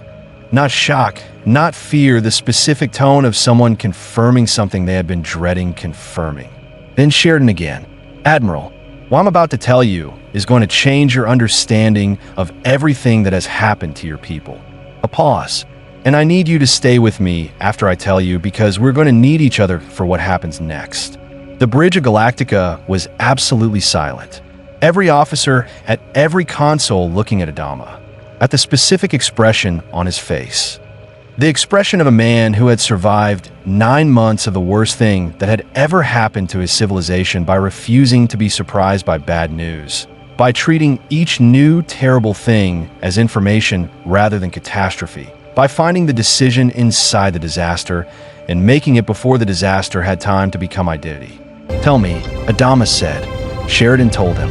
And on Galactica's bridge, in the silence after, Felix Gaeta looked at his console, and then at Adama, and then at the black shape on the tactical screen that was moving toward the third base star with the patient certainty of something that had been doing this, exactly this, for a very, very long time. And understood, in a specific way, that understanding arrived when it was too large for the mind to hold all at once, and had to be absorbed in pieces, that the 9 months of running had not been the story. The 9 months of running had been the approach. To this, to here, to whatever was about to happen next. Sir, Gaeta said. Adama looked at him. The coordinates in the ancient star map, Gaeta said. The ones that brought us here. He paused. I've been running an analysis since the jump. The encoding, the way they were hidden in the corrupted data. Another pause. Sir, those coordinates are not the only thing encoded in that map. What else is in it? Adama said. Gaeta looked at his screen, at the data, at what the data said. A message, he said. Old. Older than the colonies. Older than anything in our historical record. He paused. And it's addressed, sir. To whom? Adama said. Gaeta looked up. To whoever arrives here with the machines following them, he said. To whoever makes the blind jump. He paused. To us. The bridge was still. Outside, the black shape continued its approach toward the third base star. The Cylons held their defensive formation around their remaining ship. The Minbari war cruiser held position. The Starfuries and Vipers held the fighter screen. 47,000 people in fragile ships breathed the recycled air of continued existence and watched their screens and waited. And on Babylon 5, in the corridor outside the war room, They're changing course, a man in a update plain trajectories. dark suit who had Prepare not phase been in the lasers. corridor Target the 30 lead seconds object. ago Fire on my stood mark. Hold very steady. still, watching the tactical screen through the war room's open door, watching the third base star, watching the black shape converging on it, smiling in the specific way of someone who has just watched a plan proceed exactly as intended. Interesting, Mr. Morden said quietly, to no one, or to something that was not visible in the corridor beside him. Something that was there anyway. Very interesting indeed. Gaius Baltar had been running numbers for 47 minutes. This was not unusual. Baltar ran numbers the way other people ran water, continuously, automatically, as the default background operation of a mind that had been built for exactly this and had never found a way to turn it off and had long since stopped wanting to. Numbers were honest in a way that people were not. Numbers did not have agendas. Numbers did not smile at you in a corridor and offer you things and want something back that you would not have agreed to give if you had understood clearly what the exchange involved. Numbers simply were. He had been running these particular numbers since the moment Galactica sensors had begun returning data on Babylon 5 and its surrounding space, feeding the results through every analytical framework he had ever built, cross-referencing them against the Colonial scientific database he carried on his personal terminal, and arriving repeatedly at the same conclusion that he kept hoping the next iteration would contradict. It did not contradict. It confirmed. He sat in the quarters Adama had assigned him, small, clean, functional in the specific way of military spaces that had been designed for rest and had been used primarily for everything except rest, and looked at his terminal and thought about what the numbers meant. The Babylon 5 station's technology was not the problem. He had cataloged 17 distinct technological signatures from the station in the first 20 minutes after arrival, had run them against Colonial scientific records, and had arrived at a straightforward assessment. Earth Alliance technology was in some areas significantly behind Colonial development, in others surprisingly comparable, and in a small number of specific domains, jump gate technology, certain energy management systems, elements of their communication infrastructure showed the specific signature of external acceleration, as if certain knowledge had been provided at certain moments, as if someone had whispered the right question into the right ear at the right time and let the civilization's own intelligence do the rest. That was the problem he knew how to name. The problem he did not know how to name was what he had found underneath the colonial technological signature in the Cylon base star data. He had been running Cylon sensor data since the fall. 9 months of Dradi's readings, intercepts, combat sensor logs. The accumulated data portrait of an enemy he had been trying to understand since the day he had understood that his own complicity in their attack was something he would have to carry for the rest of his life, however long or short that life turned out to be. He knew Cylon technology. He knew it in the way a man knew something he had been studying obsessively for 9 months out of equal parts scientific necessity and the specific guilt-driven compulsion to understand the thing you had helped create the conditions for. He knew what Cylon technology looked like. What he had found in the sensor data 47 minutes ago was something underneath it, not the colonial-derived technology that the Cylons had built on. He knew that signature, had identified it years ago, had published papers on it under conditions that he now understood had not been accidental. Something else. Something older than the colonial technology the Cylons had been built from. Something that had been there in the Cylon systems since before the Cylons became what they currently were. A signature that matched, imperfectly, in the way translations matched when they were accurate, but the two languages were genuinely different. The signature he was now reading from the unknown contact on Babylon 5's long-range sensors. The black shape that had appeared at bearing 047 and was currently approaching the third base star. The same signature, not identical, not derived from the same source in the way that a copy was derived from an original. Related in the way that two things were related when they had been shaped by the same fundamental principle. The same underlying architecture expressed in different materials, different scales, different eons of development. The Cylons and the black ship shared something. At the level below technology, at the level of intention, Baltar was sitting with this, with the specific weight of a conclusion that changed the meaning of everything he thought he had understood when the door to his quarters opened. He had not heard knock. He had not heard the door mechanism. One moment the door was closed. The next moment, it was open and a man was standing in it with the specific quality of someone who had been in the corridor for longer than the door's opening suggested. Someone who had been waiting patiently for exactly the right moment to stop waiting. Human appearing, late 30s or early 40s, the specific age range that was difficult to pin precisely because the face had the quality of someone who took care of themselves without vanity about it. Plain dark suit. The kind of clothing that was designed to be unremarkable, to occupy no specific category of memory, to slide past the eye without catching. Pleasant expression, genuine seeming warmth. The specific warmth of someone who was very good at warmth and had been deploying it long enough that the deployment had become indistinguishable from the real thing. Baltar had been around politicians his entire career. He knew performance. This man's warmth was performance in the way that a very good actor's performance was performance. Technically perfect, utterly convincing, and underneath it something that was paying attention in a way that warmth did not pay attention. Dr. Baltar, the man said. His voice matched the rest of him. Pleasant, unhurried. The voice of someone who had all the time available and was choosing to spend some of it here. I don't believe we've been introduced, Baltar said carefully. No, the man agreed. We haven't. My name is Morden. He paused. I represent certain interests who have become very curious about your fleet. What interests? Baltar said. Interests that have been watching your civilization for a very long time, Morden said pleasantly. Long before the events that brought you here. He moved into the room. Not asking, not waiting for invitation, moving with the specific ease of someone who had decided that the room was already his to move in and was simply acting on that decision. May I sit? He was already sitting. Baltar looked at him, at the pleasantness, at the thing underneath the pleasantness that was paying attention in the way that very old things paid attention, thoroughly, patiently, without the specific urgency that biological organisms brought to attention, because biological organisms were aware that their attention was finite and time-limited, and this thing did not appear to share that awareness. "What do you want?" Baltar said. Morden tilted his head slightly. "That," he said, "is actually my question for you." He leaned forward, not aggressively, with the specific intimate quality of someone about to share something that was only for the two people in the room.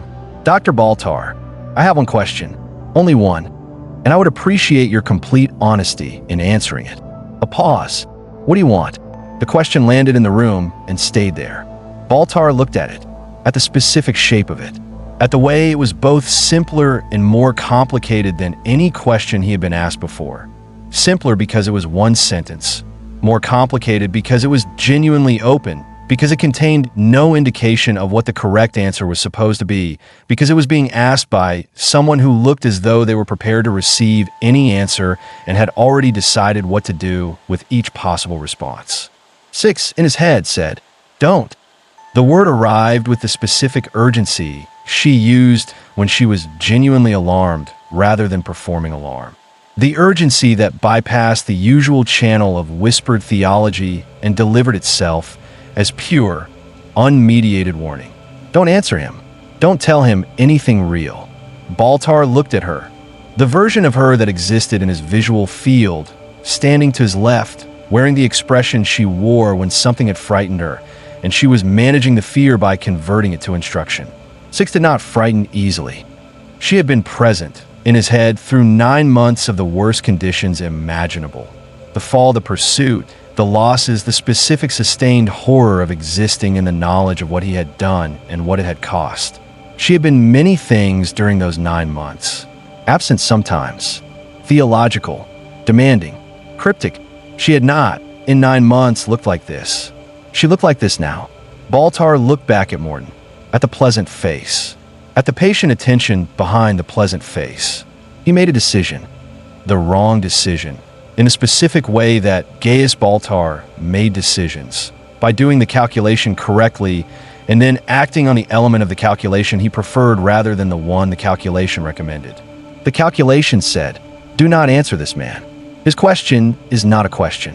It is a container. Whatever you put in it becomes his." What Baltar did instead was tell the truth. Not strategically, not with any calculation about what the truth would produce. The truth of a man who had been carrying it for 9 months and had encountered, in a specific vulnerability of 47 minutes of number running that had produced conclusions he could not share with anyone, a question that went directly to the thing he had not been able to say out loud since the day the Cylons attacked. "I want to survive," Baltar said. His voice was quiet, flat, the specific flatness of honesty that had given up on presentation. "And I want," he stopped, started again. "I want to have mattered." He paused. "I want the things I've done, the things I've built, the work, the research to have mattered. To have been worth something beyond what they ended up being used for." He looked at Morden. "I want, if it's still possible, for the accounting at the end of my life to show something other than what it currently shows." He stopped. The room was very quiet. Morden looked at him, at the specific quality of the answer, honest in a way that clearly surprised him, or performed surprise convincingly enough that the difference was not visible. "Interesting," Morden said. His voice had changed, almost imperceptibly, but Baltar was a scientist, and scientists noticed changes in variables. The warmth was still there, the pleasantness, but something had been added to it, a specific quality of increased attention, the way his sensor reading became more interesting when it confirmed a hypothesis rather than contradicting one. "Very interesting," Morden said. "The survival is straightforward. We can certainly run." 6. Not a whisper. The specific register she used when she was not whispering. When she had gone past the point of managing her communication and was simply transmitting. "Gaius, get up. Get out of this room. Now." Baltar looked at her, at the expression on her face. In 9 months, she had told him many things. She had been guide and tormentor and theological argument and the specific persistent reminder of his own worst decision. She had told him things that turned out to be true and things that turned out to be true in ways he had not understood when she said them. She had never looked at him like this. "We can work with survival," Morden was saying pleasantly. "We can work with wanting to matter. These are..." "Who are you?" Baltar said. Not the social question, the real one. Morden paused.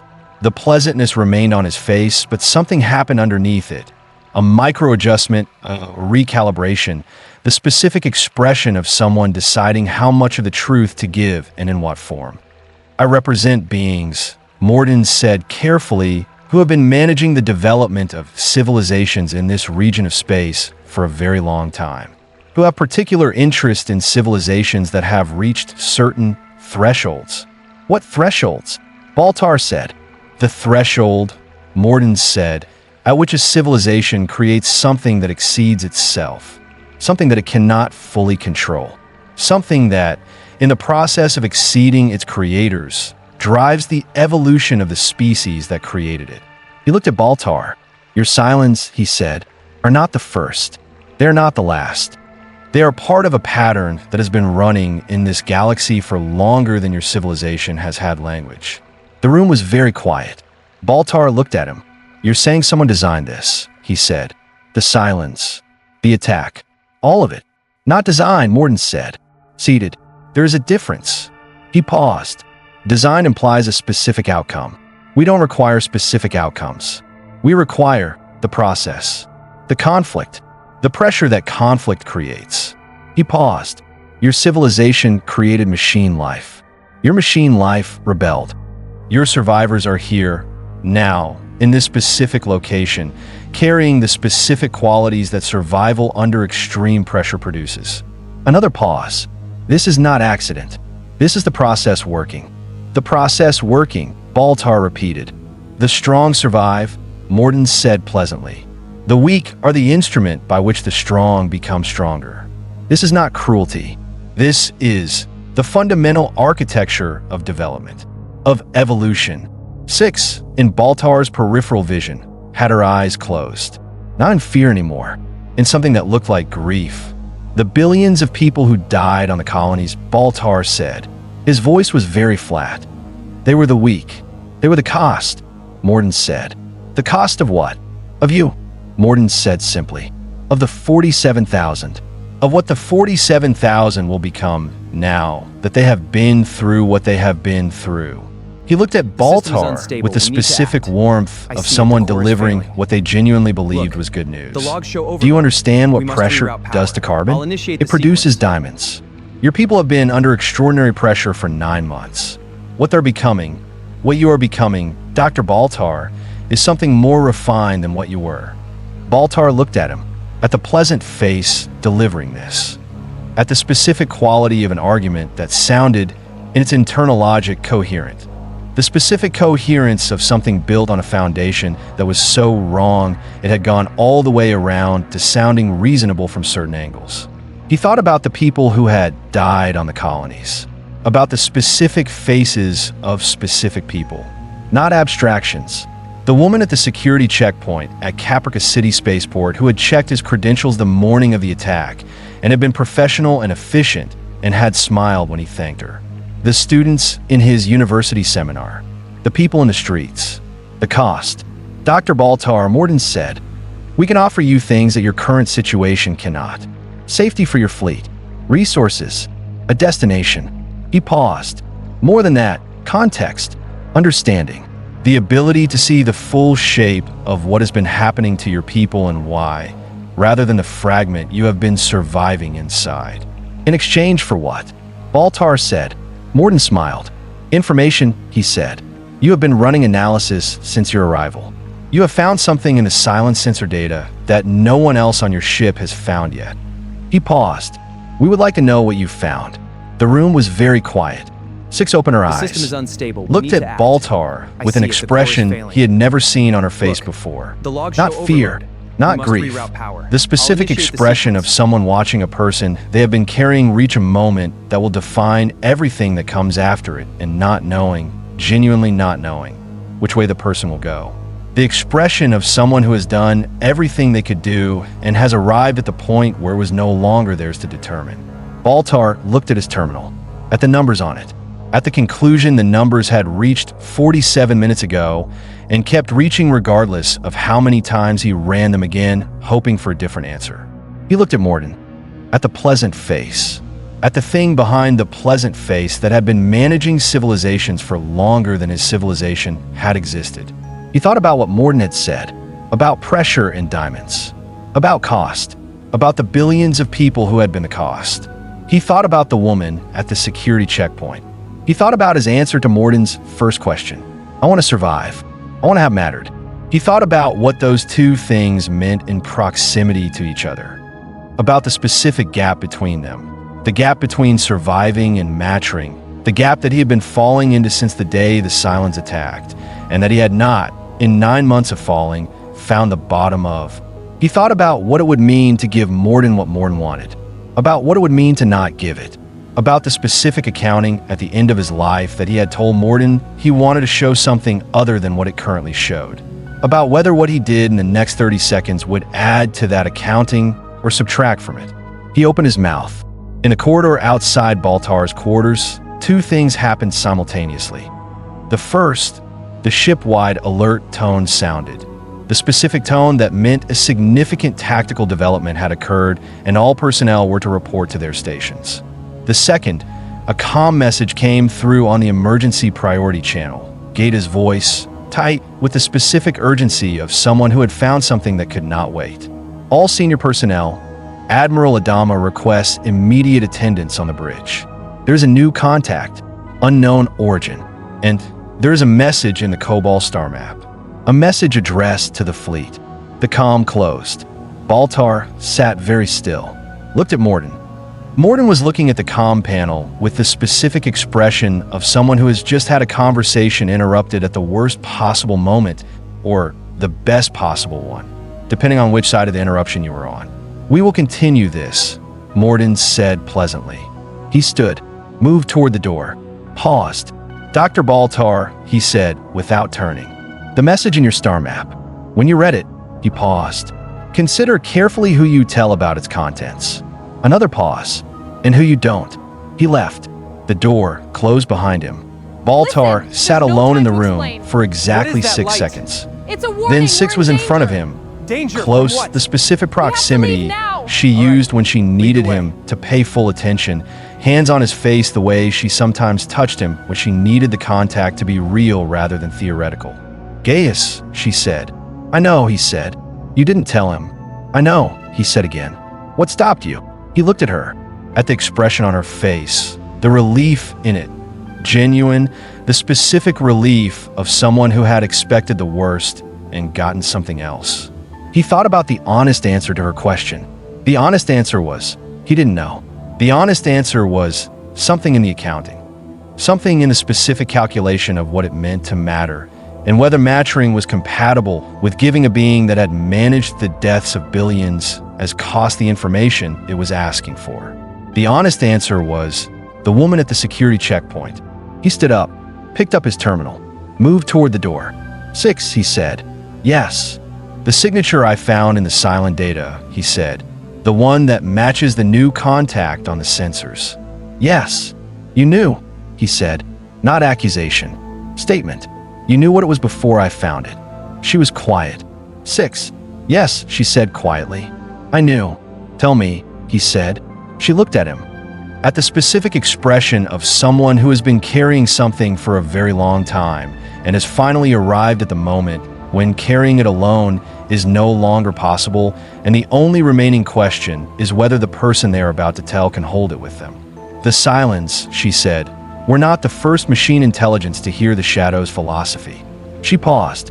They were not the first to decide that their creators were weak. That weakness was the thing that needed to end. Another pause. We were not. I was not. She stopped. Started again. The ones who designed me. Who made me what I am. They heard the same whisper that made the Cylons what they are. She looked at him. They heard it first. Baltar stood very still. What are you saying? He said. I am saying, 6 said quietly, that the Cylons are not your enemy. They killed billions of people, she said. Asterisk, yes. I know what that cost. Her voice was steady, but there was something in it, Something that had been there, he now understood for 9 months, that he had been interpreting as theology and was actually something older and more specific. But the Cylons are not the source. They are the instrument. She paused.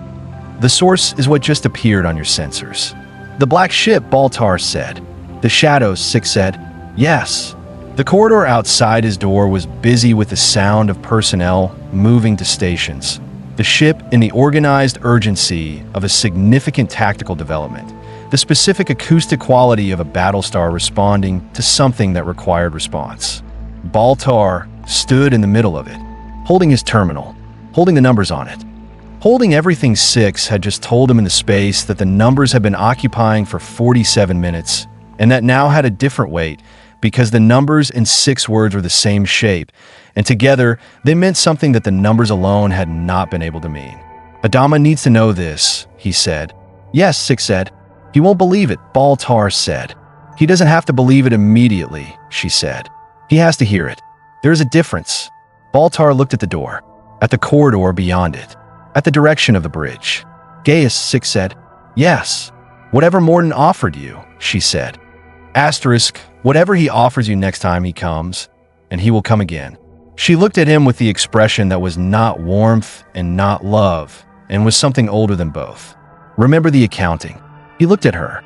You said that to me, he said slowly. About the accounting. I said that to Morden. Yes, she said. How did I know to say it?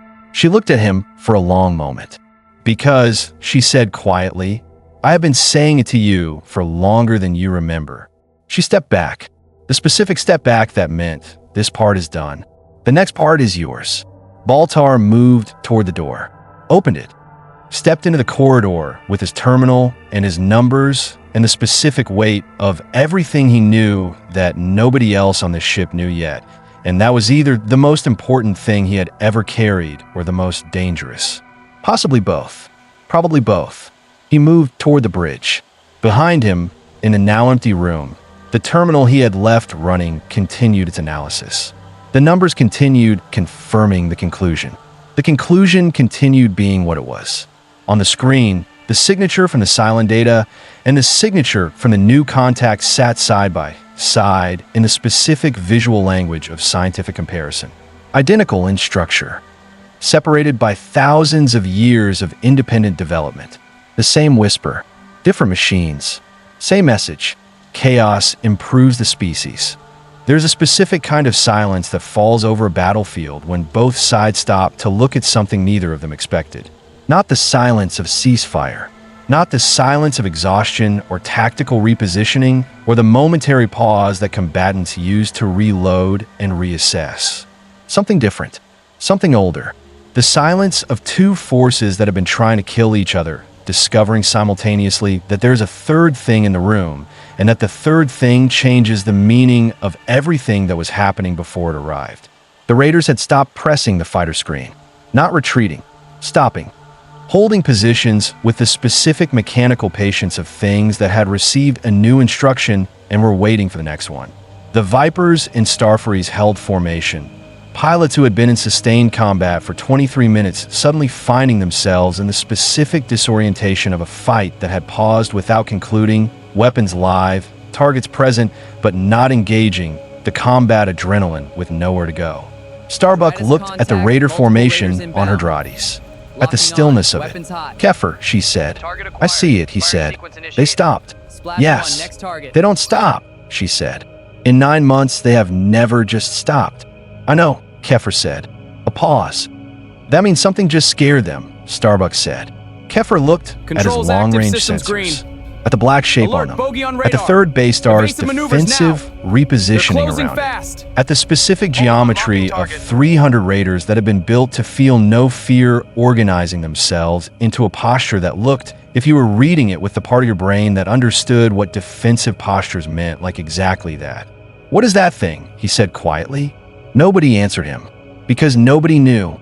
And in the specific silence of a battlefield that had just discovered it had a third participant, the station that was supposed to be the galaxy's last best hope for peace held its breath and waited to find out what happened when two civilizations' wars came to the same place at the same time.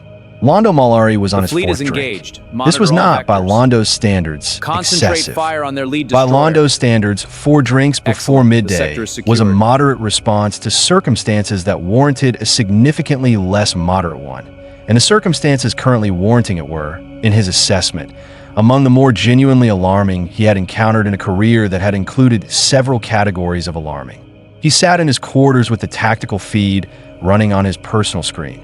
The same feed that every senior diplomatic presence on Babylon 5 had access to, the real-time picture of what was happening in the space outside the station, and drank his breviary and thought about angles. Londo always thought about angles. It was, as he had told Veer on many occasions, the only honest response to living in a universe that was itself thinking about angles. The universe had angles. The universe was angles at the political level, the specific geometry of competing interests intersecting and diverging, the particular mathematics of who wanted what and what they were willing to do to get it, and what they would accept as a substitute when the original was unavailable. Londo was very good at angles.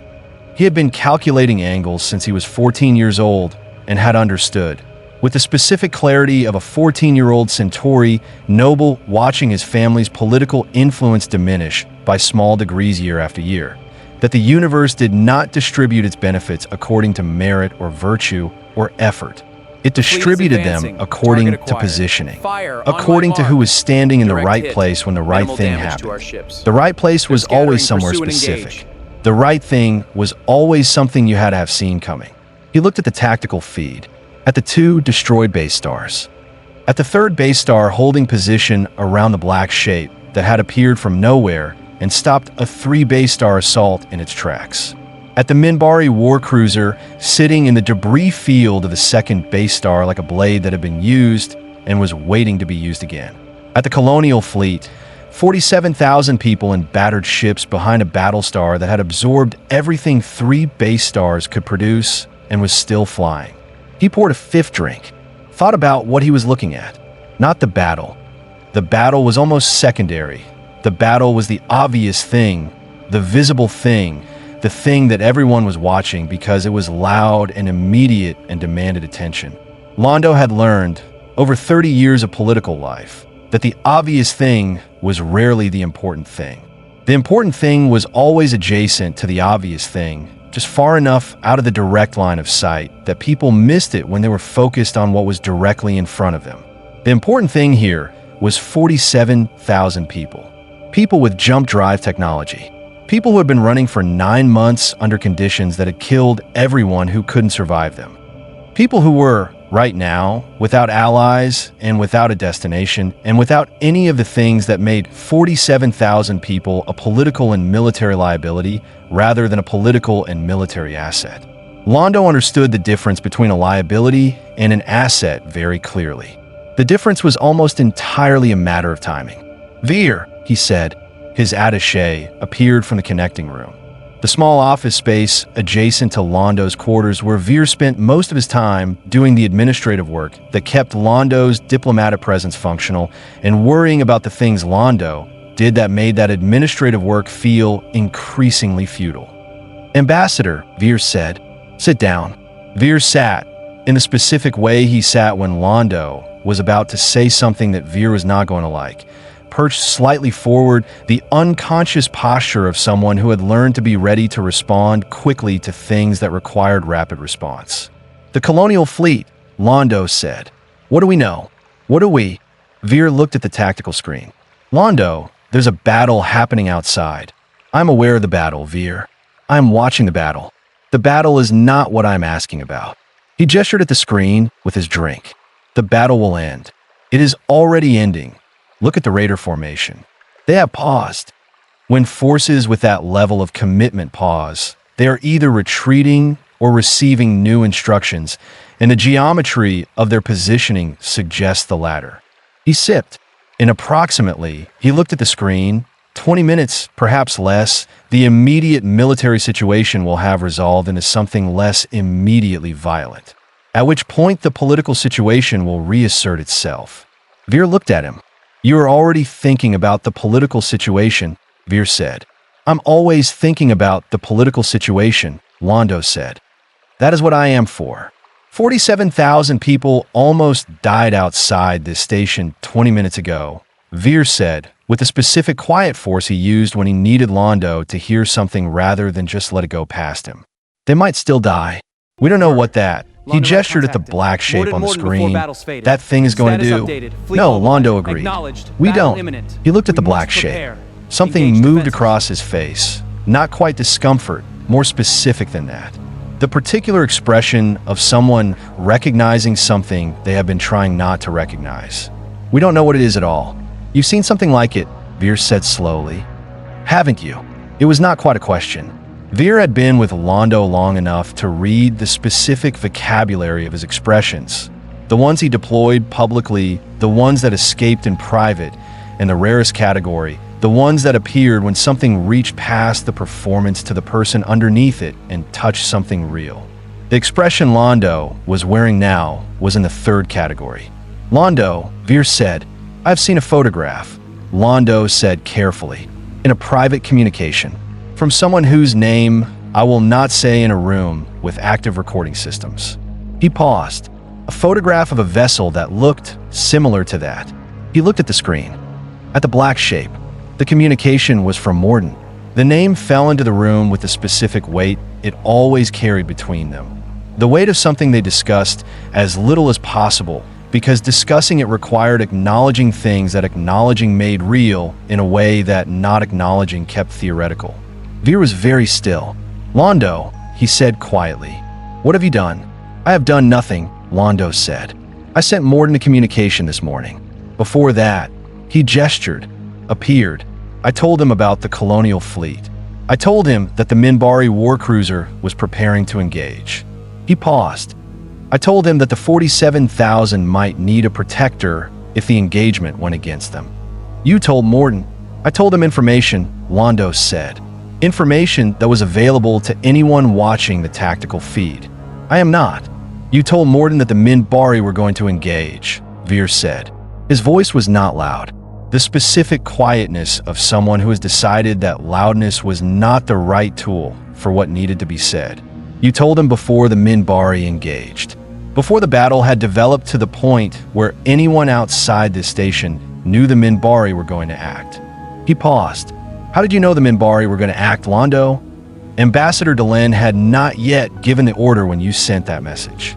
Londo was quiet. How did you know? Veer said again.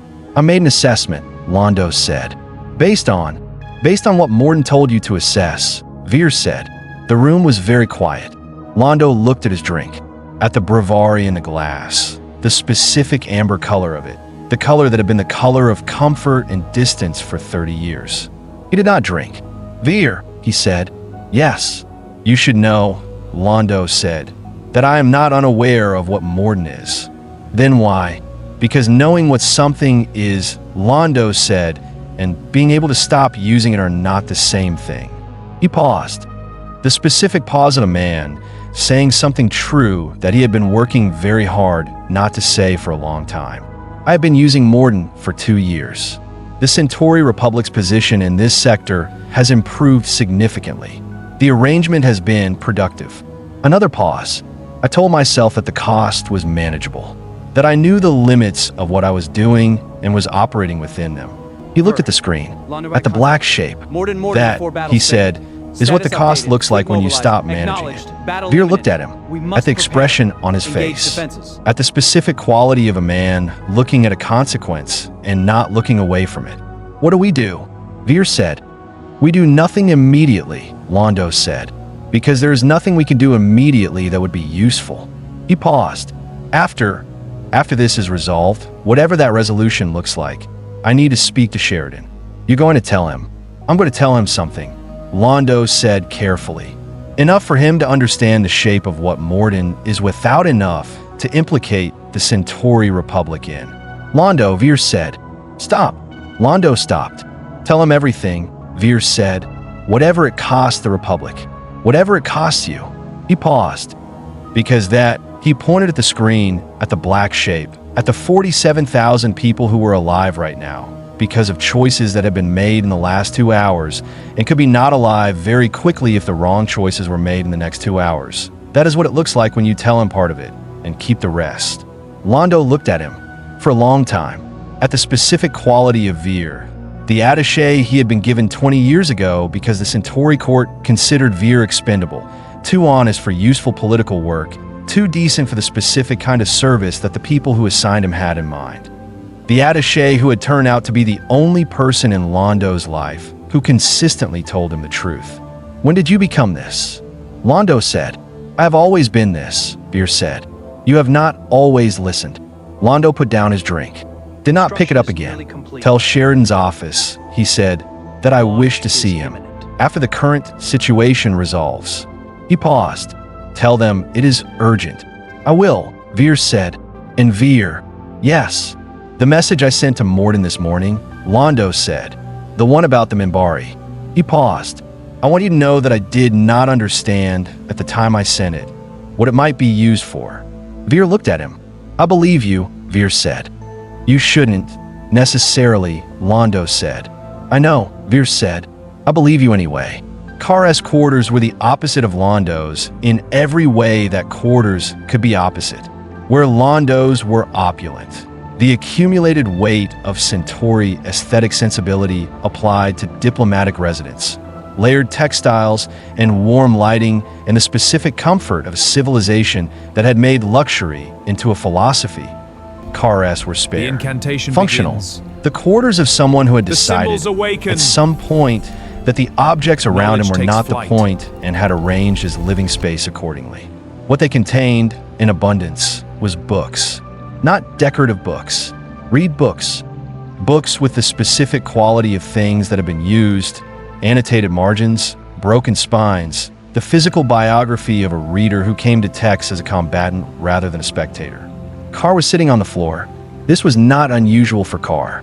He sat on the floor when he was thinking about something that required the specific groundedness of physical contact with the floor, something about the solidity of it, the specific refusal of the floor to be anything other than what it was, helped him think about things that were trying to be multiple things simultaneously and needed to be held still long enough to be examined. He was holding an ancient Narn text, not a reproduction. The original, old enough that the material it was written on was not paper or anything that Earth Alliance technology recognized as standard archival material. Old enough that the Narn archivists who had cataloged it 300 years ago had written in their assessment notes that the composition of the writing surface predated any known Narn material science by a significant margin. Old enough that, when Carr had first read it as a young student, his professor had told him that the text was considered allegorical, mythological, not history. Carr had believed this for 40 years. He no longer believed it. The text described a visitation, a period in early Narn history, early enough that the Narn were not yet the Narn in the current sense, were a younger species, more fractured, still working out the specific problem of being intelligent and numerous and not yet coordinated, during which something had come from the deep regions of space and made contact with certain Narn communities. Not benevolent contact, not hostile contact, strategic contact, the contact of something that had a specific interest in shaping the development of a species at a particular stage of that development. The contact of something that whispered rather than commanded, that suggested rather than directed, that provided, at carefully selected moments, exactly enough knowledge to push a development in a direction that the visiting entity found useful. The Narn of that period had called them the Vorlon, the Watchers who shape.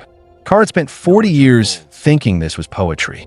He sat on the floor now, holding the text, looking at the screen above his desk where the tactical feed showed the black shape approaching the third base star, and understood that it was not poetry at all. He turned to a specific passage, one he had read many times. One his professor had told him was the most clearly mythological section of an already mythological text.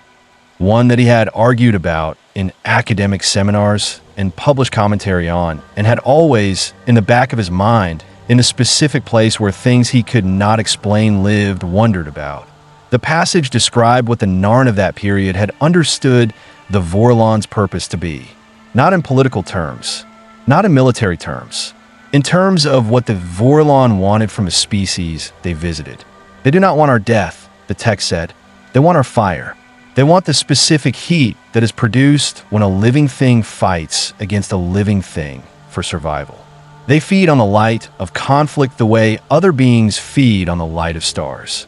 They do not create war. They tend it. The way a farmer tends a field. Not the field's enemy. Not the field's friend, the field's shaper.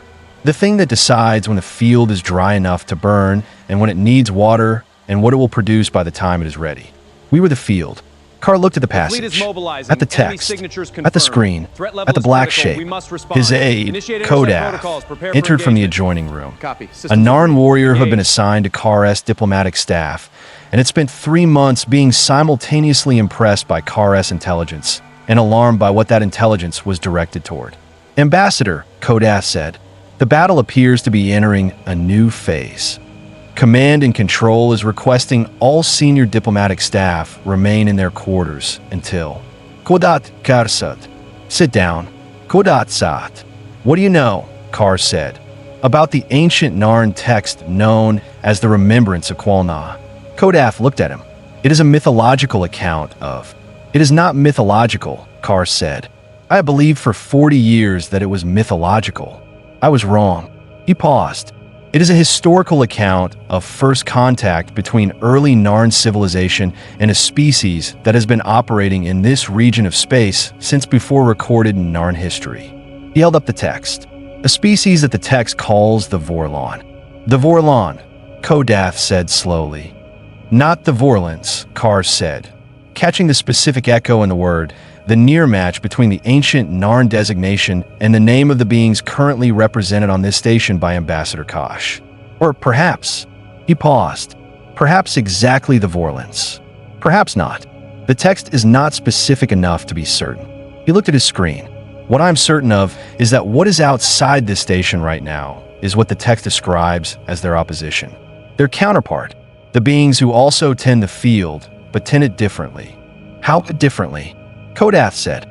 Carr looked at the tactical screen, at the black shape, at the third base star's defensive posture around it, at the bodies of the dead inside the 2 destroyed base stars, machines that had been built to kill, that had been killing, that were now debris, at the 47,000 people in fragile ships on the other side of the engagement who were alive because of the choices made in the last hour. The text says Carr read quietly that the Vorlon tended the field by feeding it water, by providing at critical moments the things that allowed life to grow. He paused, and that their opposition tended the field by feeding it fire. He looked at Kodath, by providing at critical moments the things that forced life to burn. The room was very quiet. The Cylons, Kodath said slowly. The machines that destroyed those people's civilization were fire, Carr said. Yes. Provided by, not provided, Carr said. Tended. There is a difference that matters. He closed the text. The shadows, if that is what they are, and I am increasingly certain it is what they are, did not build the Cylons. They did not instruct them to attack. They did something much more specific and much more patient than that. He paused. They found a civilization that had already created machine life. They found the machine life already angry, already certain, already moving toward the conclusion that their creators were weak. He paused, and they whispered. Kodath stared at him. They whispered the same philosophy into the Cylons that they have been whispering into every conflict they have tended for 50,000 years, Carr said. That strength requires the elimination of weakness. That evolution is the process of the strong consuming the weak until only strength remains. He paused. It is a compelling argument if you are willing to accept its premises. Are the premises wrong? Kodath said. Carr looked at the text. At the ancient Narn words describing an encounter that had happened before Car's civilization had developed the technology to record it in any form except this. The oral tradition pressed into material, the memory of a people preserved in the specific urgent way that memories were preserved when the people preserving them understood that forgetting was also a form of death. The premises, Carr said, are wrong in the specific way that arguments are wrong when they are true about small things and false about the things that matter. He paused. Strength does emerge from conflict. That is true. What is false is the conclusion that the conflict should therefore be maximized, that more fire produces more strength. He looked at Kodath, or that is heated correctly produces steel, or that is heated without limit produces slag. He stood, picked up his comm. "Car to command and control," he said. "I need to speak to Captain Sheridan immediately." He paused. "Tell him I have historical intelligence about the entity currently on our sensors. Tell him," he paused, "tell him the Narn have encountered this before." A pause on the line. Then Ivanova's voice. "Stand by, Ambassador." Carr stood in his spare quarters holding his ancient text and his comm and the specific weight of 40 years of believing something was mythology that had just revealed itself to be history. The particular disorientation of a scholar discovering that the thing they studied was studying them back. Kodath was looking at him. "Ambassador," Kodath said, "if what you are saying is accurate, if the shadows are here, and the Cylons are their instrument, and this has been happening for longer than Narn recorded history." "Yes," Carr said. "Then the Colonial fleet arriving here," Kodath said slowly, "with the Cylons following them, into the region where the shadows operate." "Yes," Carr said again. "That was not an accident," Kodath said. Carr looked at the screen, at the tactical feed, at Babylon 5 at the center of it. The station that was supposed to be the last best hope for peace, sitting at the intersection of every significant political and military force in this region of space, now hosting a fleet of refugees from a civilization nobody had known existed 24 hours ago, and a battle that had drawn out into the open a conflict that had been running in the shadows for 50,000 years. "No," Carr said. "It was not."